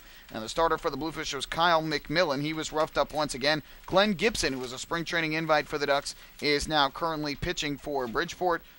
Skeeters have RBIs from 7 of their 9 hitters, including 2 apiece from former Ducks Todd Jennings and Bridger Hunt. Bluefish RBIs coming from Sean Burrows and Fred Lewis. And good news, though, just coming across for the Ducks in Southern Maryland. C.J. Ziegler just hit a solo home run for the Blue Crabs that ties up the game with the Lancaster Barnstormers at 3, bottom half of the 8th inning. Right now, the Ducks trail the Barnstormers by 3 games in the wild card spot, and Lancaster holds the head-to-head tiebreaker. So, in essence, it's like 4 games. Now, the Ducks hoping that the Blue Crabs can find a way to take that game tonight, and that would lower the Ducks' deficit to 2 games. Gabriel Hernandez started for the Blue Crabs. Jake Hale is now pitching for Southern Maryland. For the Barnstormers, Dan Osterbrock got the start, and Pete Andrelsic is now in the ballgame. And on the Major League scoreboard, it was the Yankees 5, Toronto Blue Jays 3. They're in the bottom of the 8th inning up at the Rogers Center in Toronto. Chris Capuano started for the Yankees. Josh Outman, their newest signing, is now in the ballgame. Mark Burley, the starter for the Blue Jays. But Brett Cecil is now pitching for the Blue Jays. Jose Bautista hit his 27th home run of the year. And for the Yankees, Jacoby Ellsbury, who's been red hot, gets his 14th of the season. And the Mets were winners tonight at Citi Field, 4-1 over their division rivals, the Philadelphia Phillies. Jacob deGrom, the win, improves to 7-6 on the season. The loser, Jake Dykman, he falls to 3-4, and Henry Mejia picks up his 20th save. No homers for the Mets. They had an RBI from Travis d'Arnaud in the ballgame as they pick up the win, again by a final count of 4-1. Of course, U.S. Open action going on today. I believe Venus Williams was a loser on the women's side. Yes, singles action. Yeah, a very strange score too. And I forgot who she lost to. Somebody's name I probably couldn't. I believe it was an Italian tennis player. Yes, the name escapes me too. But I believe Venus won the first set 6-love, lost the second set 6-love, and then they went to a tiebreak in the third set. It was really a fantastic match. It's been some great tennis. I'm just upset that 15-year-old CC Bellis was knocked out in the second round, too, because she was the Monet Davis story from a tennis version. Monet, who we all fell in love with in the Little League World Series, and CC Bellis was just delightful to listen to and to watch or whatever, and she's got a great future, too. But U.S. Open tennis, even without Rafael Nadal there, Federer looks so strong. It's going to be a great week to come. Absolutely. Should be exciting this Labor Day weekend over at Flushing Meadows and Arthur Ashe Stadium. Well, again, these two teams, the Ducks and the Riversharks, will play Game 2 of their 4-game set tomorrow night at 7:05 p.m. Ducks will send out right-handed pitcher Sean Garceau to make the start. Garceau was pushed back a couple days in the rotation due to that off day this past Monday. The Ducks were able to do that. Garceau enters at 12-3 on the season, 4.90 earned run average, so he will make the start for Long Island. And right-handed pitcher Cesar Sanchez will make his debut for the Riversharks tomorrow. Has not pitched yet this season. They just signed him today after releasing Cole Kimball. He has pitched in the Dominican Summer League in the past 3 seasons, but has not pitched in professional baseball here in America, so this will be his debut, and he will get the start for the Riversharks tomorrow. Pyrotechnical Fireworks Extravaganza will follow the game tomorrow night. Tickets are still available. Gates will open at 6:05. You can get your tickets at the Bethpage Ballpark box office, online, liducks.com, over the phone, 631-940-TIXX, or on the Ducks mobile app. If you want to get them online, I suggest, if you want a little discount, head to liducksgroups.com, type in the promo code radio. You'll get $2 off a box seat to tomorrow night's game and get to watch a free fireworks show afterwards as well. Not bad. You've got 3 more big games against the Riversharks, too. The Ducks seem to be hitting on all cylinders right now, especially over the last couple of weeks. And you've got the big Labor Day barbecue on Monday. Gates open at 5:35. First pitch, 6:35, $25 with a portion of that. $5 per ticket goes to the ALS Association. So everybody wins here, and a wonderful Labor Day weekend. The weather is supposed to be good enough. I mean, there are going to be some showers here and there, but no washouts. Tonight's weather was beautiful, and I think it's supposed to be great on Monday. And in between, I'm sure there won't be any problems. No rain. They could stay away. Great unofficial end to the summer season, and what better way to do it than with the Long Island Ducks. All right, well, that's going to wrap things up here at Bethpage Ballpark, tonight, where the Ducks, again, win it by a final count of 7-0 as Bobby Blevins tosses a complete game 6-hit shutout. Want to send a big thank you out to our engineer back in our Ronkonkoma studios, Chris Maffei, for pushing all the buttons, doing a great job as always. We invite you to join us for our next Ducks broadcast, which will be tomorrow night when the Ducks and the Riversharks play Game 2 of this 4-game series. Pregame show will begin at 6:50. First pitch 7:05 right here on Long Island's home for news, traffic, and weather. 103.9 FM LI News Radio and online at liducks.com and the Ducks official YouTube channel, youtube.com/DucksBaseball. My name is Michael Pollock, joined here in the broadcast booth by David Weiss. Thanks so much again for joining us on your Friday evening. Hope you enjoyed the broadcast and the Ducks victory. Have a great rest of your Friday night. We'll do it all over again on Saturday evening here at Bethpage Ballpark. So good night and so long from Central Islip, New York.